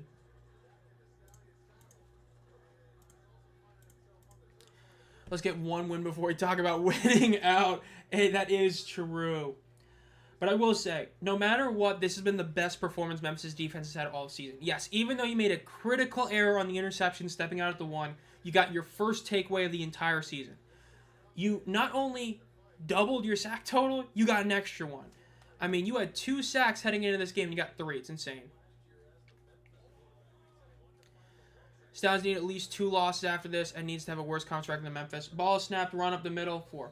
Well, no. In the scenario that Memphis wins out, that means they beat Birmingham one more time. That means that Birmingham just has to lose one more game. So that's how. Because conference record doesn't matter if head-to-head you're 2-0 against them. It's head-to-head then conference. So in the scenario Memphis wins out, all they need is one more loss for Birmingham that isn't to Memphis, and they make the playoffs due to tiebreaker. In shotgun, ball is snapped, fake the handoff, throws to the left, quick throw. It is going to be caught and immediately tackled for about a 3-yard gain. They could stop this one here. He is slow to get up. That's not good. He is still down. He might be injured for sure right there. Don't know about winning out, but Stallions losing another game I can absolutely see. It definitely could, yeah. Well, no, because it goes head-to-head and then it's conference record. It's just that usually, like not always, but usually you see like they're 1-1 against each other. But yeah, it's head-to-head, then conference. Oh, well, record first. Record, then head-to-head, then conference. Then it's something else. I don't remember if it's points differential or strength of record, because I know there's the one thing that happened like with the Battlehawks or something, but there's some other weird tiebreak. I don't remember what's 4th. I'm just saying, seeing Memphis winning out would be wild. It would be insane. Oh, Kuiper is insane right now. Seeing Shador still not get drafted for sure. 3rd and 3. Let's see if Memphis can get a stop here. This would be a huge stop for him. I think it might be. I think it might be something else before that, but I think it is point differential.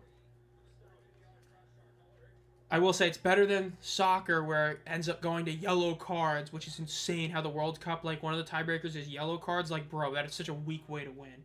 3rd and 3 for the Stallions. They fake the handoff. Cookus gets the first down and slides just shy of the 40-yard line. Great run for Cookus, showing that he still can run.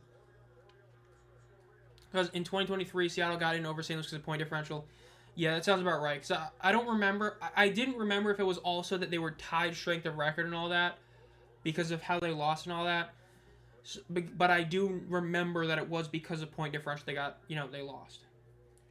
1st and 10 for the Stallions. 3 receivers to his right, 1 to his left, running back to his right. Delayed handoff, runs up the middle, gets about 4.5 yards on the ground.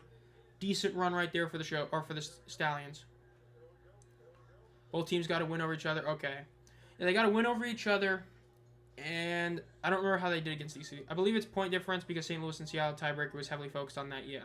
Well, they split and both lost to DC twice. If they both lost to DC twice, it might be strength of record, and they just were legit tied there. I didn't remember if that's right because they went, yeah, that sounds about right, yeah. Yeah, it was probably strength of schedule, then because I remember point differential was like number 7 on the tiebreaker list, so I think it is strength of record, then point differential. Ball snapped, throws to the right, it is going to be an incomplete pass, almost a great catch, but he was not able to get it, going to be 3rd and 6 for Birmingham. Yeah, G-Man, that's right. I think it is strength of record, then it's like point differential. Because I believe point differential was like tiebreaker 7 or 6. It was like really deep. So I think G-Man's on something there. Because they had the same strength of record.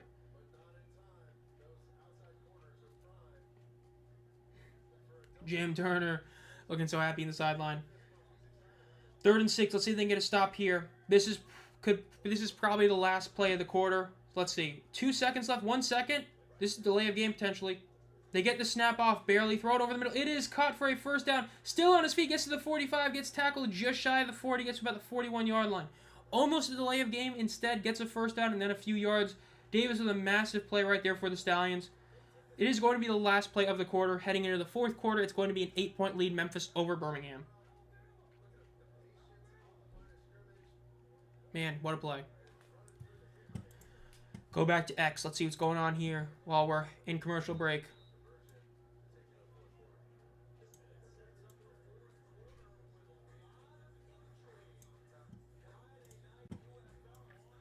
Not seeing a ton of stuff going on right now. Going to the profile.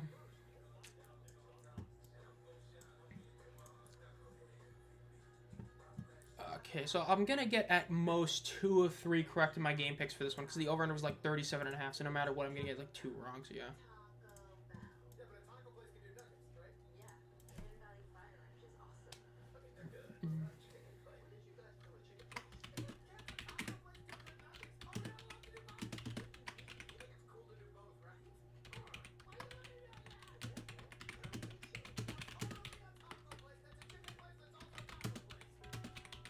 Diabolical. Back to complaining on Twitter real quick.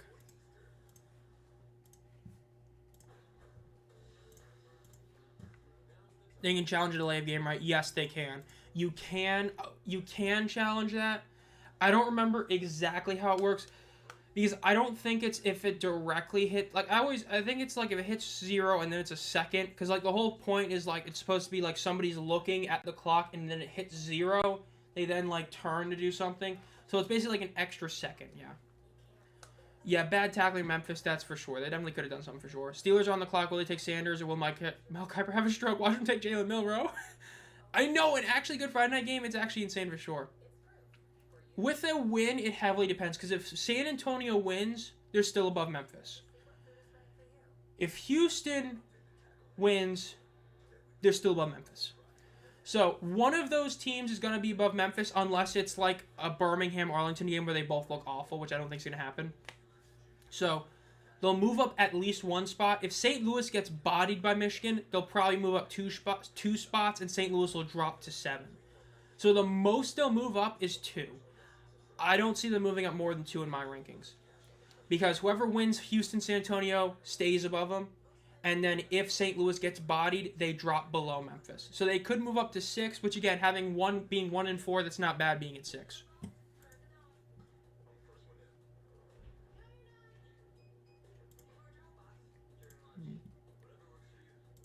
Let's see. The Steelers take running back Caleb Johnson at 83. No Shedeur Sanders.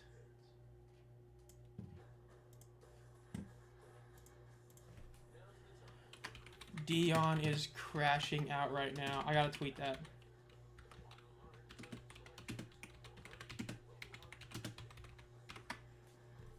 Insane. I can't believe that. He still hasn't gotten drafted in the 3rd round. They used their super challenge. They are looking for a delay of game. And they might get it.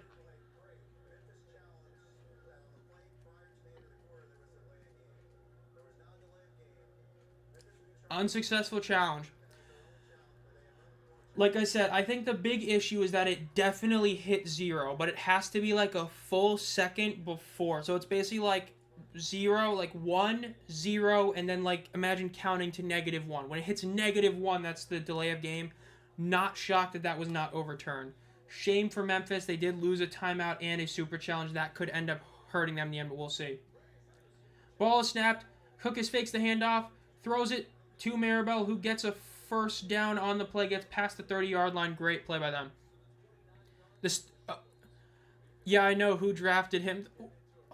That's my college team. Yeah, Caleb Johnson was IHawk by the Steelers. Yeah. Insane that the Steelers didn't take Shedeur, dude. Shedeur Sanders, man. Oh, it's insane how that is. That's wild. 14.5 minutes left in the game. Let's see if Birmingham keep doing this. I know. I can't believe they passed on Shedeur again. If they get him in like the 4th round, that'd be insane. Ball is snapped. They hand it off to Maribel. Runs to the left. And he gets about 3 yards on the ground. Not a Steelers guy, but I'm glad one of my boys got into the NFL. I was born to being an Iowa fan. I know that's how I felt back in 2022 with all the Bearcats getting drafted. It's a shame how so many of them just didn't fully work out. Like Najee Sanders being on the Stallions, Ritter just bouncing around despite the fact he's basically gotten screwed over everywhere. But at least Pierce was solid. I got to watch him live against the Giants. That was a cool experience, finally watching an NFL regular season game this past year, seeing him score a touchdown. Cookus throws a deep shot to the left. It is incomplete. Almost a great touchdown for Deon Cain, but it's incomplete. Then, of course, Josh Wiley still sticking around. You know, Titans being Josh Wiley. Love it. The Shador hate is insane. I can't believe he hasn't been drafted.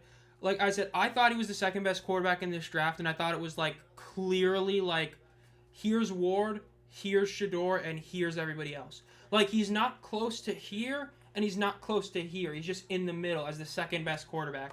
The fact that he's going to be the fourth QB taken, I think, is insane. 3rd and 7. Drops back to throw. Cookus throws. And it gets bounced again. Great pass rush by the Showboats. Able to bat that one down. Immediately going to force a field goal. Going to keep this as a Memphis lead. Again, he either was really bad in his interviews. People are really pissed he didn't do like the combine and all that. Or Deon hate. It's insane that he is this one. Yeah, Tyler Show over Shador is insane. Yeah, the Cincinnati Bearcats. They're the team that fully got me into college football, was the Bearcats. So yeah, I mean, I got my not game worn but game issued Alec Pierce rookie year jersey signed by him. Let's see, kick is up. It is good. It is going to be 17-12 Memphis over Birmingham with 12 minutes and 43 seconds on the game. And then, of course, my Josh Wiley card collection that's like right there, which I've shown on here a lot. I fully believe, and I think everybody probably knows, I have the best Josh Wiley card collection in existence. Considering if you were to get like his 5 best cards, I own like 3 of them. You know, like none of these cards are worth a ton of money. It's Josh Wiley. Like, I love him, but, you know, it's Josh Wiley. But I have his Superfractor first Bowman. I have his Black Shimmer first Bowman. I have his NT True Platinum 101. I have his Select Draft Picks Black 101. I don't have the Obsidian one. I know who does, and they're not selling it because I got the rainbow, but I've got a lot of them. But hey, you know what? The Cincinnati Bearcats, my guys, Sauce, Wiley, Pearson, Ritter, won the NFLPA Classic Golf Tournament this year. So no matter what, they got the W that really mattered. So I love that. My guys getting that W was great to see. My 3 favorite of those Bearcats and Sauce Gardner. I like Sauce, but not as much as the other ones. Like, he's a great player. Mainly was better in his rookie year. But the big 3, Ritter, Pierce, Wiley, loved seeing him get that NFLPAW. I respect that. That was Iowa for me. They were my introduction to college football. My fondest memory as a kid was Saturday watching a Hawkeyes game with my grandpa. Man, the Bearcats, I remembered, like, I was more NFL guy who didn't watch college football, and then I remember that, like, 2021 season, I always get college season mixed up. No, 2020 season, where they made the bowl game against, you know, Georgia. They almost won it, and then I watched fully that 2021 season where they made it to the playoffs, and it was just a great season to watch. Hoping Memphis can hang on. This drive matters a lot. If they can get some points on the board, they will have a legit shot. If they don't, that's scary, but we'll have to see. Then there was the Chiefs, then Memphis and St. Louis. Do you play? I'm a weekend hacker. Bruh. I'm a weekend hacker's insane. Birmingham, point differential +6. Talladega Sunday. I gotta watch that. But I'm not gonna. You know why? Tank Bowl, baby. Hopefully it ends up going long. I mean, it always does. You have so many crashes at Talladega. But we got the Tank Bowl. That's what really matters. Yeah, I forgot about that. There was because of the fact it's in Talladega, which is obviously Alabama, there was, like, Ryan Blaney and a few other guys were here at, like, the Fan Fest signing autographs. It was definitely really cool for the Stallions.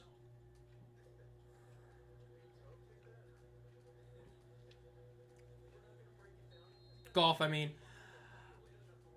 I haven't gone golfing. I've only just gone to the driving range. I've got a set of clubs, but I've only gone to the driving range. I just don't know anybody who golfs, so that kind of hurts a lot. But if I ever do meet somebody who golfs, yeah, I'll go. I mean, I've gone to the range. I have a set of clubs. I just haven't gone to the range in a little bit. Winter got cold. Heat is really bad now, so yeah. Returns up to the 20, the 25, the 30, the 35, the 40. Return got almost to the 45. They almost broke off another return touchdown. Great field position. They're like about 20 yards away from field goal position, or from field goal range. So let's see. Good return. Oh, yeah, for sure. That was a great return. But yeah, my biggest issue when it comes to the driving range of golfing is that I'm just, like, because of how I'm just used to, like, sports I've played in the past, like, when it comes to, like, iron and wedge shots, it's hard for me to just focus on hitting in the ground. I'm just not used to that. That's the thing I need to just get better at, is not moving up, because I always move up when I'm using a wedge or an iron shot. So yeah, ball is snapped, they hand it off, gets about 3 yards on the first down run. I remember watching your pick video earlier today. Who do you have winning the Brahmas game, Roughnecks? I have the Brahmas winning that one. I think the Brahmas win a close game over Houston. Like I said in that video, as long as the Roughnecks win because of McClendon, I'm fully fine with the Roughnecks winning just because that means McClendon won the game. But I think that the Brahmas get the W. I think the Brahmas are a better team. They have a better head coach in Peyton Pardee. I think they get it done. I hope it's a good game. It's going to be a fun game for sure, no matter what. That's going to be a fun one. 17-12, Memphis over Birmingham. Ball is snapped. Handed off once again, runs to the right. Gets the first down there, almost in field goal range. Great run by Deneric Prince. He's having a pretty good breakout game right now. Love to see it. It's fun, just don't take that seriously. As long as I can get some people to play golf, I definitely would.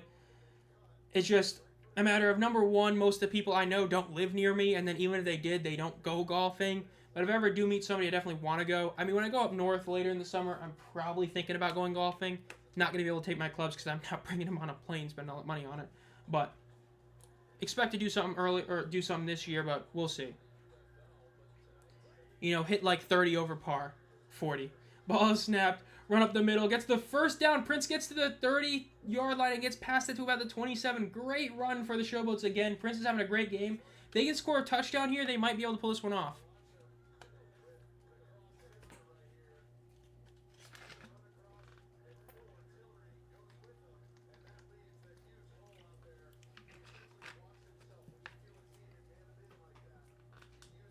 I will say, fun fact about the Tank Bowl that's coming up this weekend. This will be the first appearance by the Brahmas in a Tank Bowl.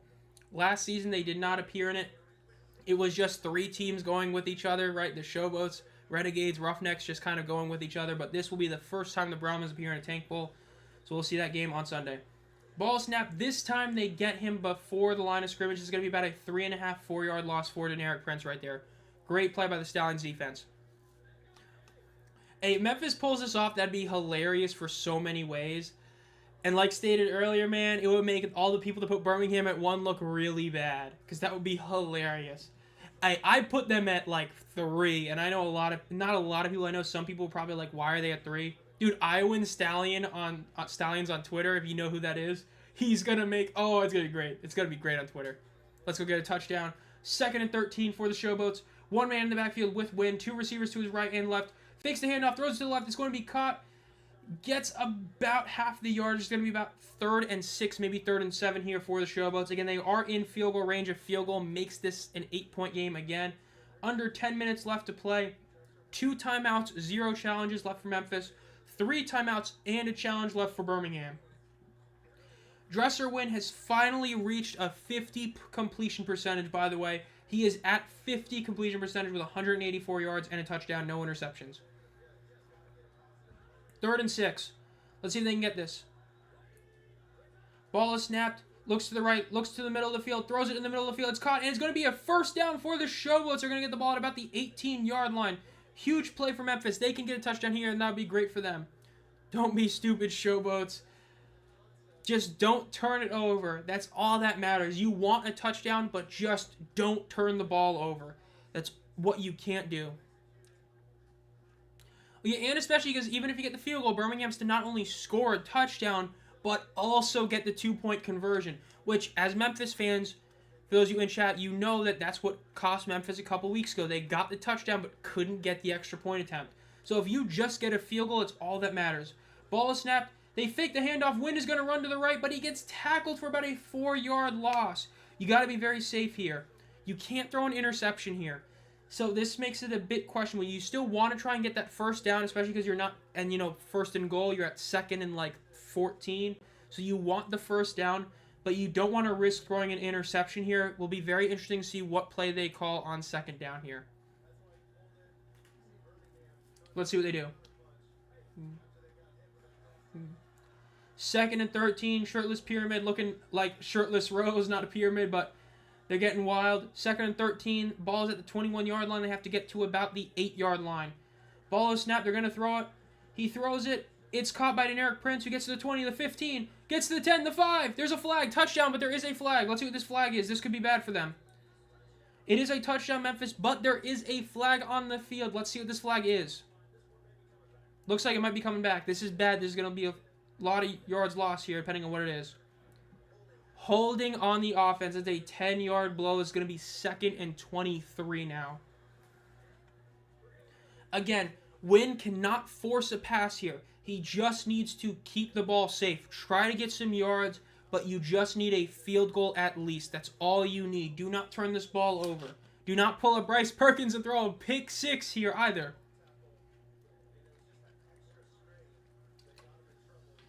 Hate getting those holding penalties for sure. But because of when it was, this is only going to be like a 4. This is not the worst. It's 2nd and 17 now. Let's see what they do here. Or Max Duggan. I hate to say that true. Deneric Prince goes to the right, looks to the left to throw. Looks to his right. He has to roll. He's running. He throws it. A sidearm pass that's caught at about the line of scrimmage. Gets about 4 yards. Huge hit, but he ends up getting about 4 yards there. 3rd down with half of the quarter remaining. Now, in this situation, this is a very contentious decision. Do you just run it to make it an easier kick? Do you go for the first down? Do you go for the end zone shot? Because of how the defense is, I would not be against running the ball here. I would be completely fine with a run here. Try to get it on the specific hash from Conklin. Get the field goal. But we'll see. They might go for a touchdown here. Let's see. 3rd and 13. 2 seconds on the play clock. 1 second. Ball snapped. They're going to throw it. Throw it over the middle. It is caught for about half the gain. It's going to be about a 6-yard gain. Very solid. Adams gets the catch right after G-Man said he's having a quiet half. 4th down, they're going to kick this field goal. At least they better kick this field goal. Make it 20-12. Eat up some more clock. Birmingham's going to have they're going to have basically a little over 6 minutes here. Conklin has to make this kick, though. Make this kick, make it an 8-point game. Let's see. This is a 32-yarder. This is literally what he kicked earlier. Let's see if he can make this. There is a flag. That's not good. Looks like they had too many men on the field. It's going to make it a 5-yard harder field goal. You hate to see it. That is a very, very bad mistake. That is an inexcusable type of error to have right there. Making it a 5-yard harder field goal. Like I've always said, if you get a penalty when you're kicking the ball, it makes it very hard to blame the kicker. So even though this is still a very easy kick for Conklin to make, or not very easy, but easy, if he misses this, it's a lot easier to blame the offensive lineman, Torres, for doing that dumb penalty. 37-yard attempt. Let's see if Conklin can make that error mean nothing. 6 minutes and 20 seconds left in the game. Ball is snapped. Kick is up. It is almost directly down the middle. Great kick by Conklin. 20-12. 6 minutes and 16 seconds. Memphis could pull this off. How about that? And my computer's lagging. Let's go, dude. It's always when I go on Twitter, something goes wrong. As long as it doesn't crash like that one time. I don't know. For those of you who were here, there's one stream we did a while ago where my whole PC crashed. Because right now it's just my monitor. I know it's my monitor. I knew it was my monitor. But there was one time where a few streams ago, not a few, but a while ago, where my whole PC just straight up crashed. And it was insane. Longest return TD in UFL history goes to Isaiah Henney. How about that? Let's see. The Showboats attendance is 9K for the Stallions. This is a 1K drop, but it's still better than the 2 bad games last year. Not great. Not awful.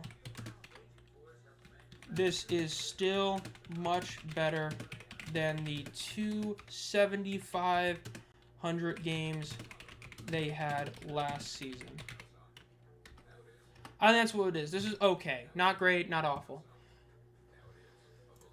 I mean, remember, last season they had 2 games which were like 75-ish, 100, so not what you want to see, but it's a Friday night game, is what it is. You take what it is. You know, it could be worse, but yeah.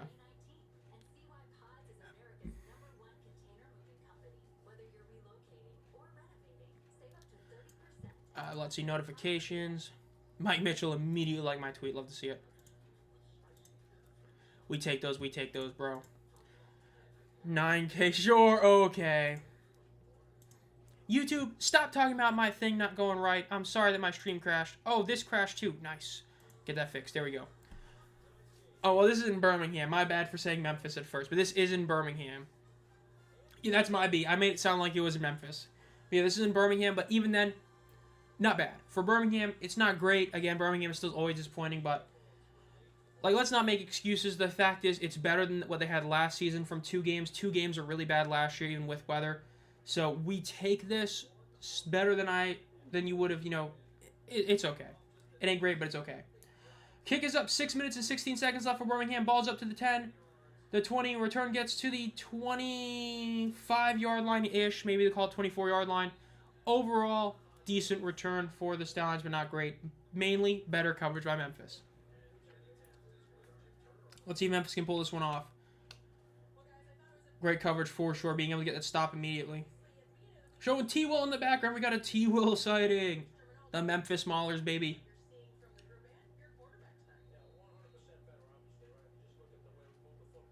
Jim Turner talking about how much better they are with dress or win.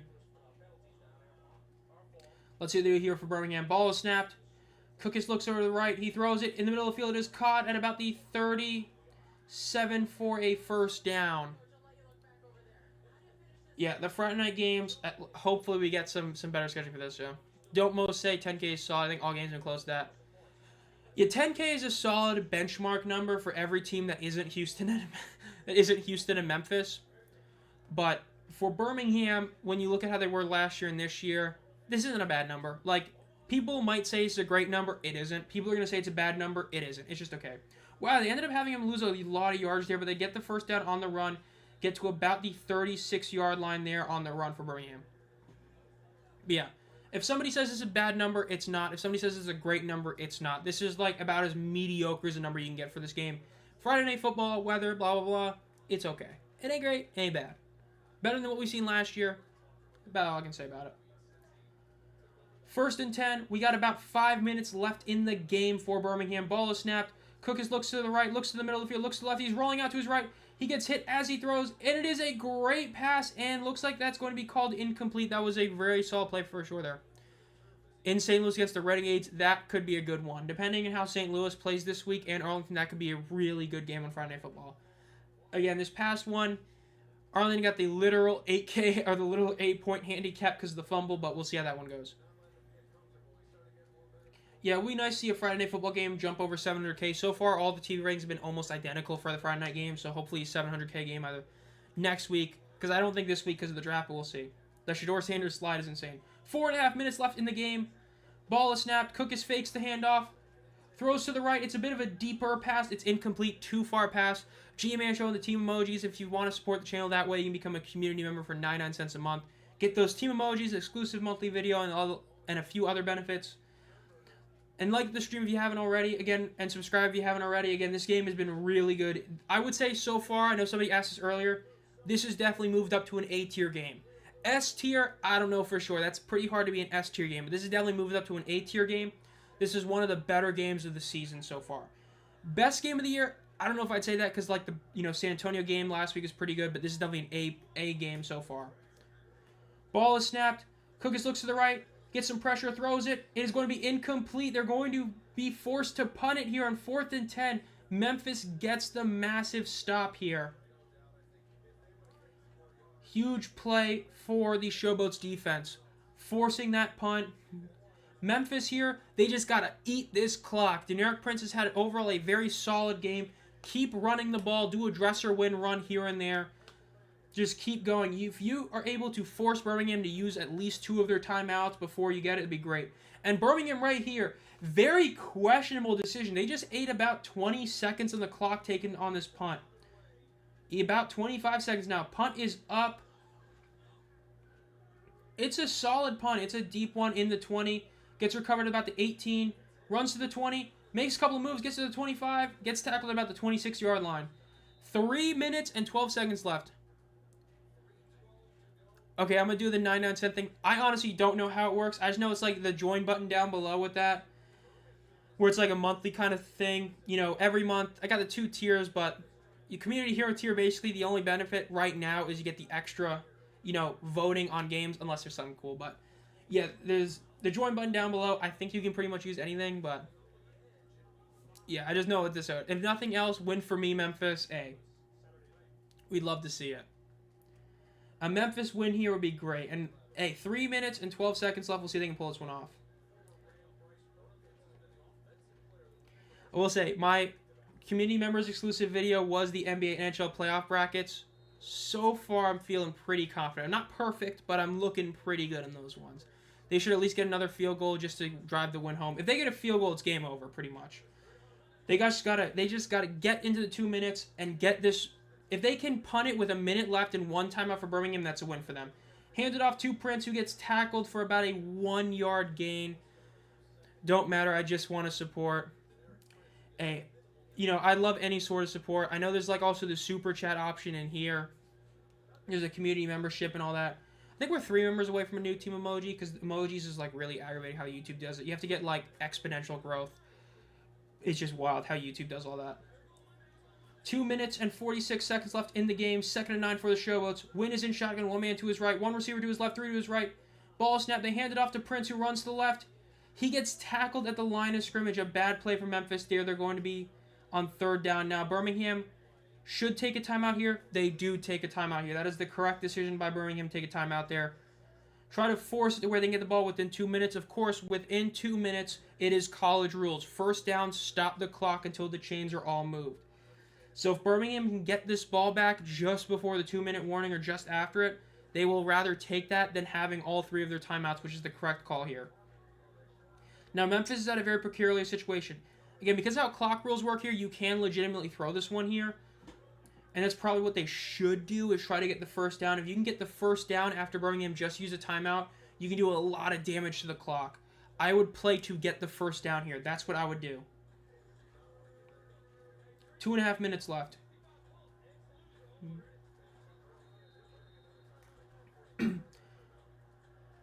Let's see if they can do this one. Prince is in shotgun, or Win is in shotgun. 1 man to his left in the backfield with him.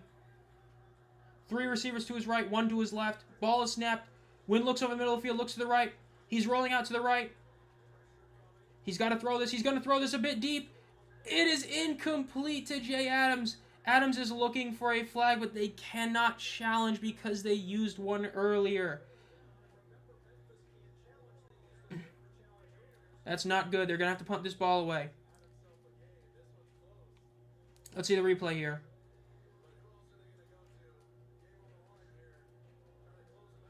He got hit before he caught that. If they reviewed that, that probably would be called DPI. 4th and 8. They're going to punt this one here. They do get the punt off for the delay of game. They get it deep. It is going to be returned at about the 35. Gets to the 40, the 45, the 50. Gets tackled at about the 47-yard line in Memphis territory. That is a huge return for the Stallions right there. But remember, they got to get a touchdown and the extra point. So we'll end up seeing if they can pull it off. So while we're in here, let's go look at what's going on in the NFL world. The Seahawks drafted Jalen Milroe, the 4th quarterback. Oh, man. Dion is super pissed now. Dude, no way. Jalen Milroe actually went before. That's, oh, man. That's insane.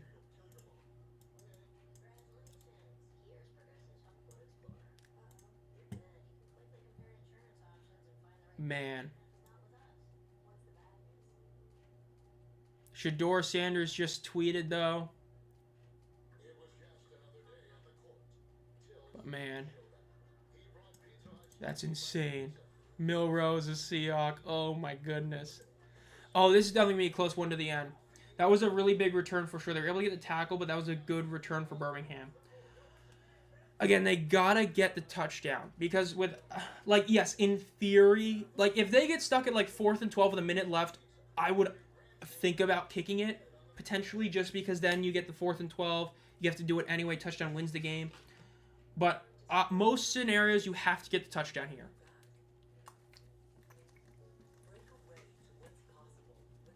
The fact that Tyler Show and Milroe went before Shador, oh my goodness. It's like I just tweeted, you know Dion is pissed. I mean, he got Shador's jersey retired. Oh, man. Insane. Just diabolical work, bro. Absolutely insane. Shador is 3 on trending. Oh, no. Shador. Ronnie James got drafted higher.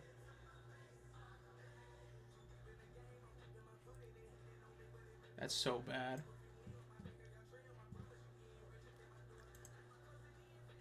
Absolutely diabolical work right now. Let me look at this. I'm just going back here. Let's see what people are talking about with the Birmingham Stallions. Okay, basic stuff we've seen before. Let's go view quotes.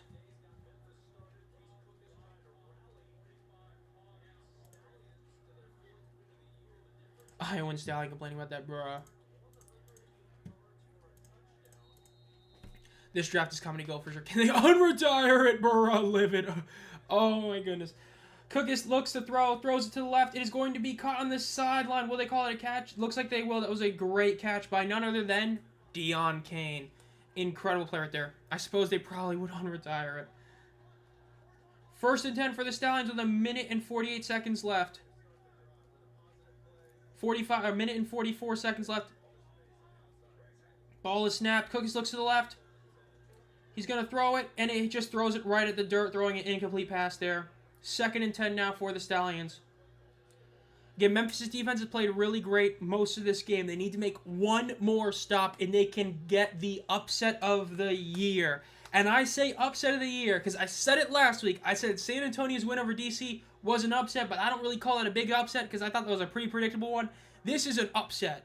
This is the upset of the year if they can pull this one off. Motion person to the right. Cookus gets the snap. Looks to the right. Looks in the middle of the field. Throwing the deep bomb. It is too far, and it's out of bounds. Incomplete. Going to be 3rd and 10. They got to get a first down here. Come on, Showboats. 3rd and 10, a minute and 31 seconds left. The clock is not what matters right now. It matters they got to get a first down in the next 2 plays. Let's see if they can pull it off. Let's see. Can Birmingham get this first down? Cookus, not a great stat line right there. Go Boats. Let's see, can G-Man, can the Showboats get the W for him? 3rd and 10, ball is snapped. They fake the handoff. Cookus is going to run for it. He gets the first down and gets to about the 24-yard line. Cookus' legs are keeping this team in the game. He's doing everything in his power to keep this game in and try to win it for him. Again, 1st and 10 now. They're eating up a bit of the clock now. About a minute and 13 left. Cookus gets the snap, throws it quick to the left. It is caught. It goes out of bounds about the 20-yard line. Going to be about 2nd and 5 now. Upset of UFL history. We've seen upset last year. I don't remember for sure last year. I think there was one. I mean, San Antonio's over Birmingham was a pretty big upset because of the fact that everybody thought Birmingham might go undefeated. Though San Antonio obviously was a great team last year, so it's hard to view that as a huge one. But that was probably the biggest one I can remember last year. 2nd and 6 for the Stallions. Minute 10 left in the clock. At the 20-yard line, they got 20 yards to go for a touchdown. Fake the handoff. Cookus rolls up. He throws it. It's going to be caught 1 yard shy of the first down. It's going to be about 3rd and 1 for the Stallions. They can run it here. At this scenario, they could run it, and I might want to run it if I'm the Stallions. Under a minute left. The Stallions have 2 timeouts remaining, and they have their super challenge. Cookus gets a snap. It's a QB draw. He gets the first down, gets to the 10-yard line, gets to the 5, and he slides at about the 5-yard line. I'm going to actually call him about the 6-yard line. Another big run by Cookus. Cookus is proving that he can still run even after the injuries. First and goal at about the 6-yard line. This is no longer about time. This is about getting in the end zone. Can Memphis' defense make one more stop? And remember, even if they get the touchdown, they have to get the 2-point conversion to tie and force the first OT game of the season. Ball is snapped. Cookus looks to the right. He throws it to the end zone. It is caught for a touchdown. The Stallions are 1 2-point conversion away from getting a tie here. Marlon Williams with the touchdown. A great pass at the very edge of the end zone. That's crazy work. And so we're still ain't drafted yet. What's happening in the football? It's Arlington game all over. The Stallions can't keep winning on the last drive. It's insane. Let's see this replay again. Cookus waited till the very end of the game to have his best throw. Just a big catch, a big throw by a big-time receiver. Marlon Williams with a great catch. But they have to get this 2-point conversion. Memphis lost 2 weeks ago because they couldn't get it. Can they change fate? Can they stop Birmingham from getting it? Looks like Birmingham's going to call a timeout before this. I don't expect them to go for a 3. The odds of getting a 3-point is just so tough. Go for 2, try to force OT, and play the alternating 2-point conversions.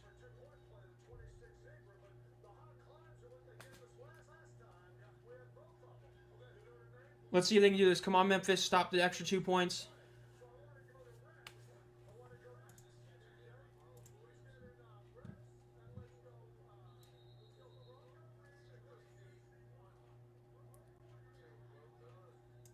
Let's see.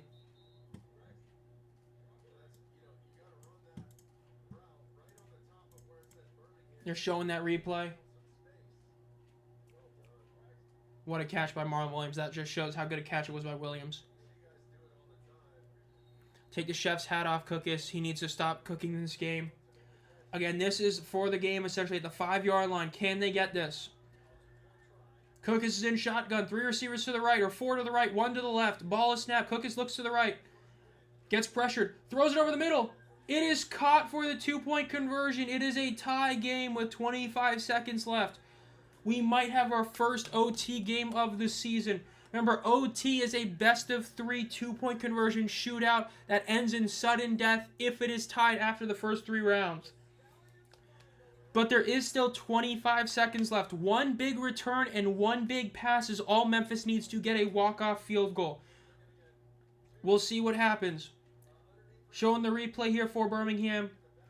Throw at the back of the end zone again. The 2 best throws Cookus made all day were the last 2 throws of the game so far. Again, that was a great pass through everybody. Just a massive throw by Cookus. What a play. This is the Cookus that we saw in 2022 with the Stars, is what he just did the last couple of plays, and well, this entire last drive. He was clutch with the Stars, is why so many people believe if he didn't get hurt, the Stars would have beaten the Stallions in that championship game. They do have a good kicker. Coughlin is one of the best kickers in the league, but they got to get him into field goal range. Let's see what happens. That was the weakest overall defensive showing for the Showboats because that was just a methodical drive. It wasn't one big play, so that definitely hurt right there. Did another one go after Milrow? Because I only saw the Milrow run. They can't keep getting away with this. Let's see what Memphis can do. They got the kick 6. Can they get another big return? The kick is up. It's going to be initially recovered at about the 2-yard line. Incredible kick by Memphis. Gets to the 15, the 20. Gets away, gets to the 30-yard line. Oh, but he gets tackled about the 34-yard line. There's 18 seconds left. They still have 2 timeouts. There is more than enough time to get into field goal range. They have to get at least 1 massive play or 2 big plays to get into field goal range. Dylan Gabriel went to the Browns. Are you serious? You're capping, right? Oh my goodness. That's insane. That's actually insane.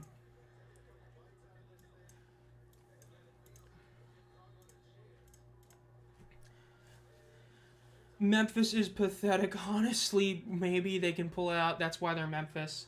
1st and 10. Wynn drops back. He's getting pressured. Rolls out to the right. No flag.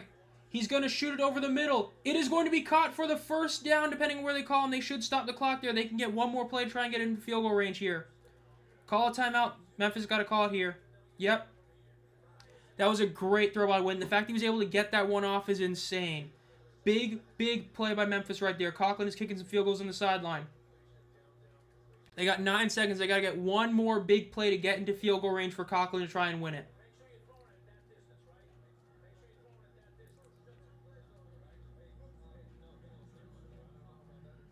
Let's see what they can do here. Saying 2 plays. They got 1 play here. They got 1 play as a throw, and they got to get that field goal.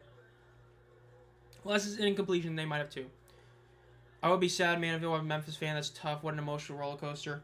I mean, hey, it ain't over till it's over. They're at the 45-yard line, their own territory. They got to get at least another, 10, 15 yards here. They can get to the 40. They can do this. Let's see. 20-20, 15, or 9 seconds left in the game. Wynn is in shotgun. 3 receivers to his left. Ball is snapped. Throws it to the left. It's a deep pass. It is caught at the 40-yard line. They're calling it inbounds at 4 seconds left. Coughlin can win this game. They're going to review this to make sure he caught this, but if he did catch this like it looked like on initial viewing, remember, call in the field was that it was a catch. Let's see the replay here. Showing the replay.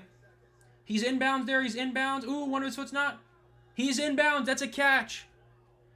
Coughlin can win this game on a walk-off fashion for Memphis. Will Memphis get their first win on the season?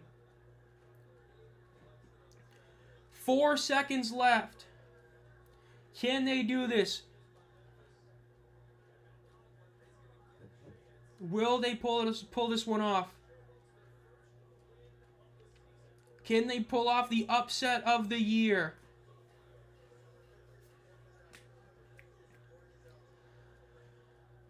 Way within Coughlin's range. Let's see if he can make this kick. Birmingham sucks, not gonna lie.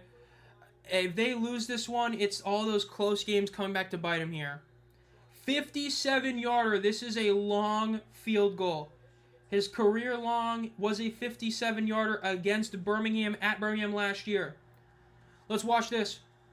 Snap is good. Kick is up. It's going to the right. It is no good. He missed the kick, and it is going to be caught out of bounds. We are going to the first OT game of the season.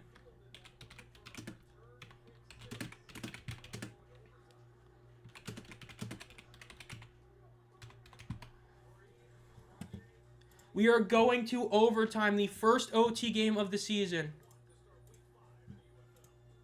How about that? Past 11 o'clock, we've got some more football on. Oh my gosh, he missed it. He missed. I can't believe that.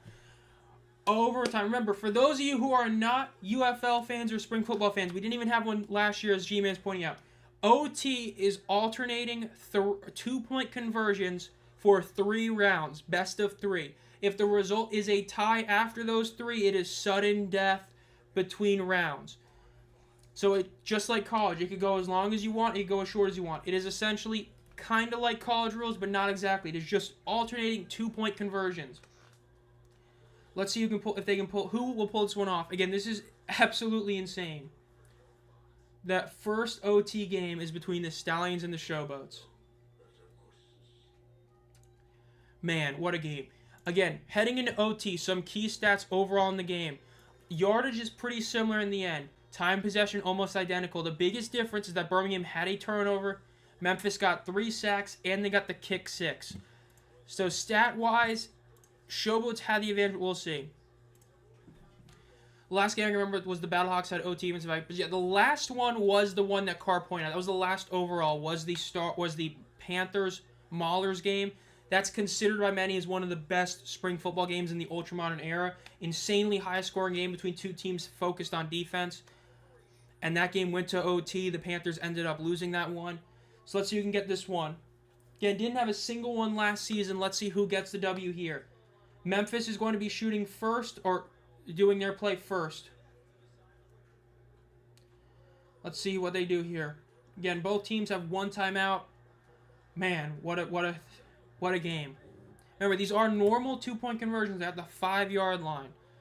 So let's see what happens here. The legend of E.J. Perry in that game. Man, what a game. Canadians won 6-3, no way. Wynn is in shotgun. 2 receivers to his left, motioning one of them to his right. Now he's got 3 receivers to his right, 1 to his left. Drops back to throw. Throws it over the middle. It is going to be incomplete. There is a flag. That is going to be defensive pass interference. They're going to get a retry at about the 1-yard line. Big break for Memphis there. Yep, defensive pass interference. Remember, Birmingham still has their super challenge as well. Big break for Memphis. They're getting a redo here at the 1-yard line. They'll be able to potentially go for a run play here if they really want to, but we'll see. This is intense. This is insane. OT game. Let's see. Come on, let's see what they can do here. Skip is still talking to Case on the sideline. Of course, they're going to be coming out next. You're probably expecting a run. I wouldn't be against the play-action pass here. Showboats upsetter. Shador drafted. Oh, that's me, bruh. That's diabolical, Jerry. Ball is snap. They're not even play-action. It's a straight throw. Rolls to his right. Rolls in the middle. He's going to run for it. Runs to the left. He throws it. It is incomplete. He did not get it. That was a bit of a botch play. And Wynn looks to be down. That is not good. He's not fully on the ground, but he's not doing good right now.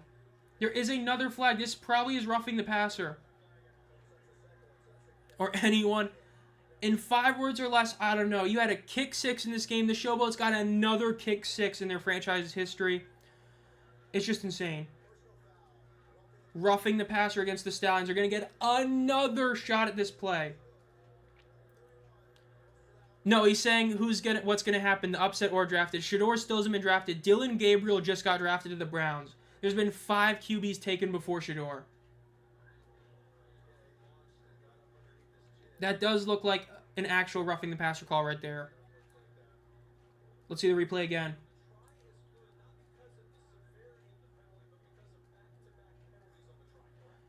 Back-to-back penalties gives it an automatic success. Wow, that is insane. That's one you don't see. So the Showboats get the 2-point conversion because of the penalties. Shador, a 7th rounder? Bruh. If the Steelers don't pick him in the 4th round or whatever, the 3rd round, whatever they're in, that'd be insane. But again, the Showboats get awarded 2 points because of the penalties. Very much like the NFL, how you're able to award points, which you almost saw in the Commanders-Eagles game. Again, back-to-back penalties. One penalty gets you to the 1-yard line. Another penalty gets you it. This game is wild for sure.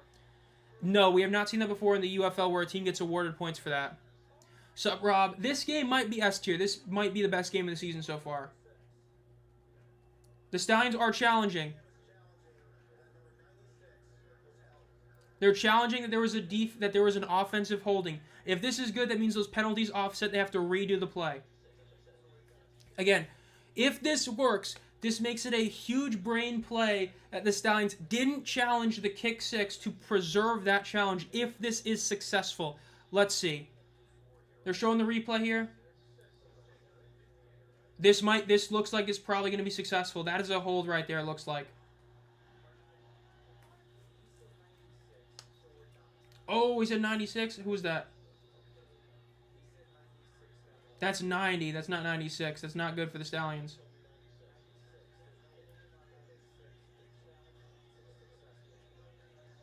Wow, Skip made a grave error.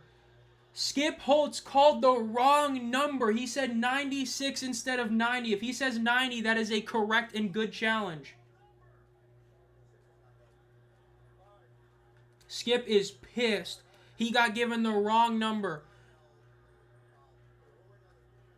So for those of you who don't understand what just happened, in the UFL you have to directly call what you are challenging. He challenged that 96 got held. 90 got held, but he didn't call that. He called the wrong number. So instead of it being a successful challenge, forcing a redo on the try, it is an unsuccessful challenge. The 2-point is good for the Showboats due to back-to-back penalties. That is just the first play. The Stallions haven't even done their first play in round 1. This is an insane OT game. That's insane. It's just like what Carr said. His guys gave him the wrong number. That is such a big blow for them. The Stallions' first attempt. Case drops back to throw. Rolls up. He's going to run for it. He gets tackled shy. He does not get it. This Showboats succeed on the first one. They are up 1-0 in terms of attempts. Oh my goodness. You're saying my guy was held and it's such a challenge.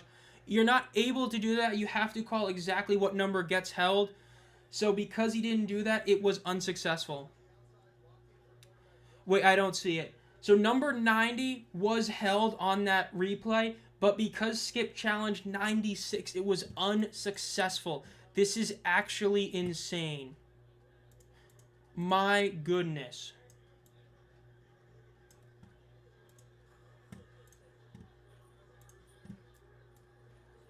This is actually wild. Let's see what they can do here. I would say that was, I think by rule, that one probably would have been a hold just because he held him like that. But didn't even get to check because he didn't call the right number because his coaching staff gave him the wrong number. This is bad. Let's see, if the Showboats can get this, they can win on the next play. They need to get this to be able to force Birmingham into a forced back-to-back conversion. Can Memphis pull this one off? This is their second try. If they get this, they force Birmingham to be perfect the last 3 attempts. 14 seconds on the play clock. Just for angry holds. Oh, that would be insane. That is definitely going to be something else. We all feasting night for sure. They're going to have to call a timeout here.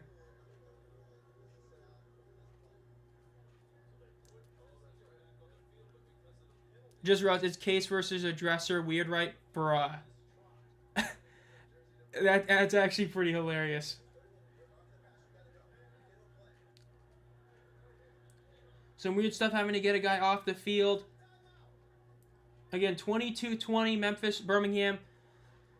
Again, the second try, or the second round right now. If Memphis is perfect in this round, they win the game. If they do not get this, Birmingham is fully in it.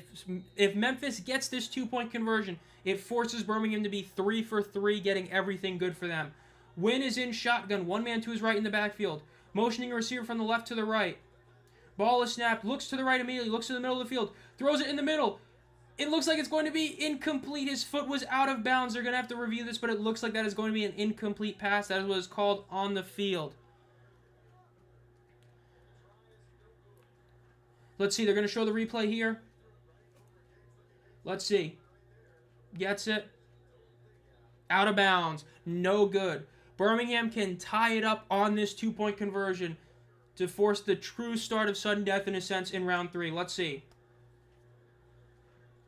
Can Birmingham get this conversion? Again, Birmingham needs to get this. If they get this, they essentially force every round to be sudden death. So let's see if they can pull this one off.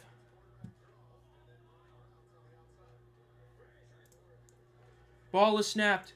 Cookus throws it over the middle. It is too high of a pass. It is incomplete. The Showboats can win the game on this next play. If Memphis gets the 2-point conversion, it is game over. Memphis wins 24-20. If they are unsuccessful, Birmingham will have another shot to tie it up to force extra rounds. Let's see what happens with Memphis. Memphis has to get this to win the game, or else they give Birmingham another shot at making the 2-point conversion. Finally, a clean play in OT. Let's see if Memphis pulls this off. This is basically for the game. This is one of the next 2 plays that is going to decide the game. If Birmingham stops them, they're still in it. But let's see.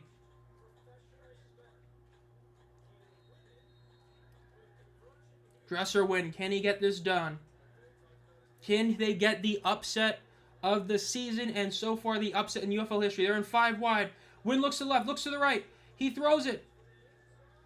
It is caught. The Showboats pull off the upset of the year, 24-20.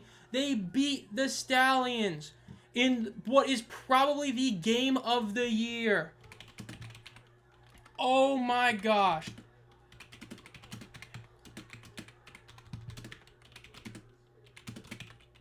Oh my gosh. How about that? The Showboats get it. Oh my goodness. Wow. The G-Man, they did it. They actually won against Birmingham. 0-4, no more. They actually got it. They nearly choked this game away. They let Birmingham get the touchdown, then the 2-point conversion. The Showboats then missed the game-winning field goal, but pulled it off in OT. The first OT game in UFL history. The best game of the season. This is an S tier game when that tier list comes out at the end of the season. I can't believe they got it. The biggest of their first win against Birmingham franchises. What is happening? Crazy work. No more winless teams. Game of the year so far, hands down, for sure. Insane. Oh my gosh. I can't believe we just witnessed that. How about that? That is insane. They actually got it done. They pulled it off. The Showboats, they did it. S tier because of OT for sure. Trevor R, they win. Skip Holt sold. Hey, his coaches gave him the wrong number. Riley Davis, will more people show up to Memphis games? They better, man. This is insane. This was the first game in UFL history. Not in spring football history because we had one in the XFL and one in the USFL, but first one. And Shador ain't drafted yet. Oh, and the Shador hate by chat. Oh, my goodness. I can't believe this. How about that? I just, oh my goodness. This is insane. The Showboats get the win. They haven't even posted the win graphic. They probably don't even have one. They gotta make one. Who did Shador guy? The challenge was interesting. For St. Louis, they looked at a different number than the one Beck called. The challenge rules is definitely such a big thing. Easton Whitaker, show was number one. Both show tonight. It's definitely really weird how the challenge rules work, but it just, oh man. I can't believe it. The Showboats got the W. Dresser win. How about that? What a game. Oh my gosh. First S tier game of the season right there. Oh my gosh, chat. We just watched not only the first good, like legit good Friday Night Football game, we watched one of the best games in this ultra-modern era. This is one of those very few games that is a legit S tier game. I can't believe that. What a great game. Hey, we'll see. Never say never. Dresser win. The Dwinners, baby. I mean, my goodness. The Showboat, the Memphis Maulers, just put like Memphis right there instead of Pittsburgh. Okay, I'm still not used to this. Just put Memphis right there, the Memphis Maulers. Definitely a great game. How about that one? Absolutely insane. I mean, my goodness. They actually pulled it off. I mean, that's insane. I can't believe it. Chat, this is insane. I mean, oh my goodness. I gotta go to my thing. I gotta tweet my thingy. 1 of 3. Just...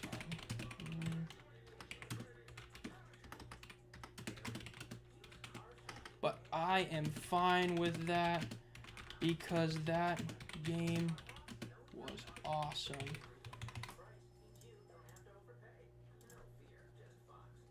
My goodness. What a game. I was definitely happy I was in this chat when I witnessed this game. The show is showing up. Will the Stallions lose more games this year? Hey, if they lose one more game, they break their franchise record for most losses in a season. Could this be the second greatest game in the Ultra Modern Spring Football history? I wouldn't say that. UFL? UFL history. Alright, chat. We're going to do a little bit like the Arlington game last time, where we're going to talk a little bit after this. Again, if you enjoyed this, make sure to subscribe and like this one. Let me go pull this up. Top 5 best game. Please tell me I did a video on this one. Like, tell me it's all over. Okay, I did. Alright, let me pull this up. Please tell me this is muted. I don't want to mute this. Oh, okay, great. Getting that. I'm pulling up my top 5 list. Let me see this one. The show was before Shador got drafted. Oh, it's so bad. Okay, let's see. Put that game there. Last year, I put the St. Louis-Birmingham game as the best game of the season. Number 2, I put the Arlington-DC game.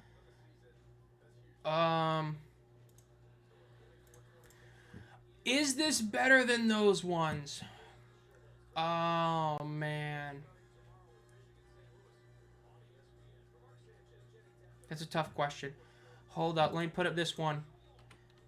Gotta pull another thing up. Tier list. Sorry, chat. I'm not looking right now. I'm putting up my opening game tier list. I know I had one game in the S tier that didn't even make the list, right? I had the DC San Antonio game. I didn't even have that as a top 5 game of the season. I had it as a close one. Because S tier games, like, I think last year you could probably say there's about 6 S tier games, arguably. I probably should have had the DC game on here, honestly. I don't know. Yeah, I probably should have had it in 5. I would say this is arguable. This is at least top 3. Absolutely fantastic game for sure. Maybe a hunt for the 4th best Ultra Modern S tier stream for sure. If you were to do UFL, just UFL, not Ultra Modern Spring Football history, I'd say this is definitely top 4. I think this was better than Birmingham-Houston, the good Birmingham-Houston game last year, not the bad one. Is it better than Michigan-Houston? I don't know. That was an incredible comeback by Michigan. Was it better than Arlington-DC? I would say it's at least top 4 for UFL history. Just UFL, I would say top 4. Maybe top 3, but at least top 4. I'm looking at my top 5 list last year. I'd say top 4. As for overall Ultra Modern era, it's a bit harder because then I would say it's probably top 10. In the Ultra Modern era, I'd say top 10. Because then you're adding the guaranteed Big 3 from the USFL, which the Big 3 guaranteed, of course, is the Stallions Generals opener, the Stallions Stars Championship, and the Maulers Panthers game. Wasn't better than those 3, so it's top 10. Does it make ESPN top 10? I would hope so. Which was the bigger shock, or Orlando over DC or this? If you're doing Orlando over DC, it'd have to be that one just because DC was that undefeated team and then got shocked by an Orlando team. I would say this is a bigger shock than San Antonio over DC last week because as I said heading into last week, I saw that San Antonio upset coming from not a mile away. If I did, I would have called that on XFL Jam's channel in the Spring in Football. But I saw it coming about like 10 yards away. This upset I didn't see coming. This is the biggest upset from last year or this year. But is it as big as the one last year? Or not last year, the Orlando one? I would say no. That's another one. The Maulers, the Maulers Panthers. I would also say the Panthers Stars is a really good game. I don't know if I'd put that high, but, you know, the one heading into the playoffs, but yeah. I say this was definitely a top 10 game in the Ultra Modern Spring Football era, probably. I would probably say top 10. An OT game with an upset, with the Showboats nearly choking. I mean, how often do you see a team choke the game away and still win like that? That's impressive. This is what Arlington couldn't do against Birmingham, right? Birmingham got all these breaks, but were able to pull it off. This almost happened again. Birmingham got all these breaks, were able to get this plays, get Memphis to screw themselves, but then Memphis pulled it off in the end. Incredible win for Memphis. Like I said, they're moving up at least 1 spot in the power rankings, potentially 2 spots. Again, you can't put them over Birmingham yet because it's their first win, but Memphis is definitely moving up at least 1 spot, potentially 2 depending on how St. Louis goes, and hell, maybe even 3 again if the San Antonio-Houston game ends up being like the Birmingham-Arlington game, where like the Birmingham-Arlington game, right, we all came away looking at both teams as worse than we did heading into it. If that happens, they move up 3 spots, potentially, but my God, great game. Absolute cinema. Best game of the season. Easily. First S-tier game of the season for sure. Just a great one. My goodness. What a game. Wow. Through 3 rounds, no Shador. Shador didn't even get drafted in the first 3 rounds. How about that? Dude, I knew it. Iowan Stallion is so pissed right now on Twitter. That's hilarious. Oh, that's great. That's hilarious. I knew he was going to be upset. Ducky chose this team to win. Oh my goodness.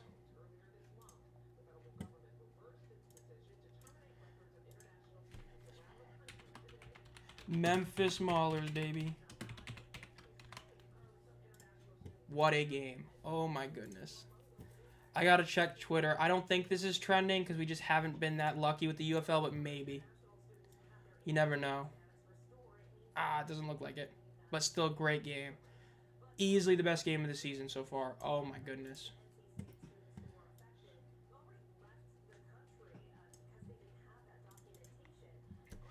I'd say this has to be in your top 3. I would say so, probably. The first one we did, the Stallions, Panthers, and this one probably would be my top 3.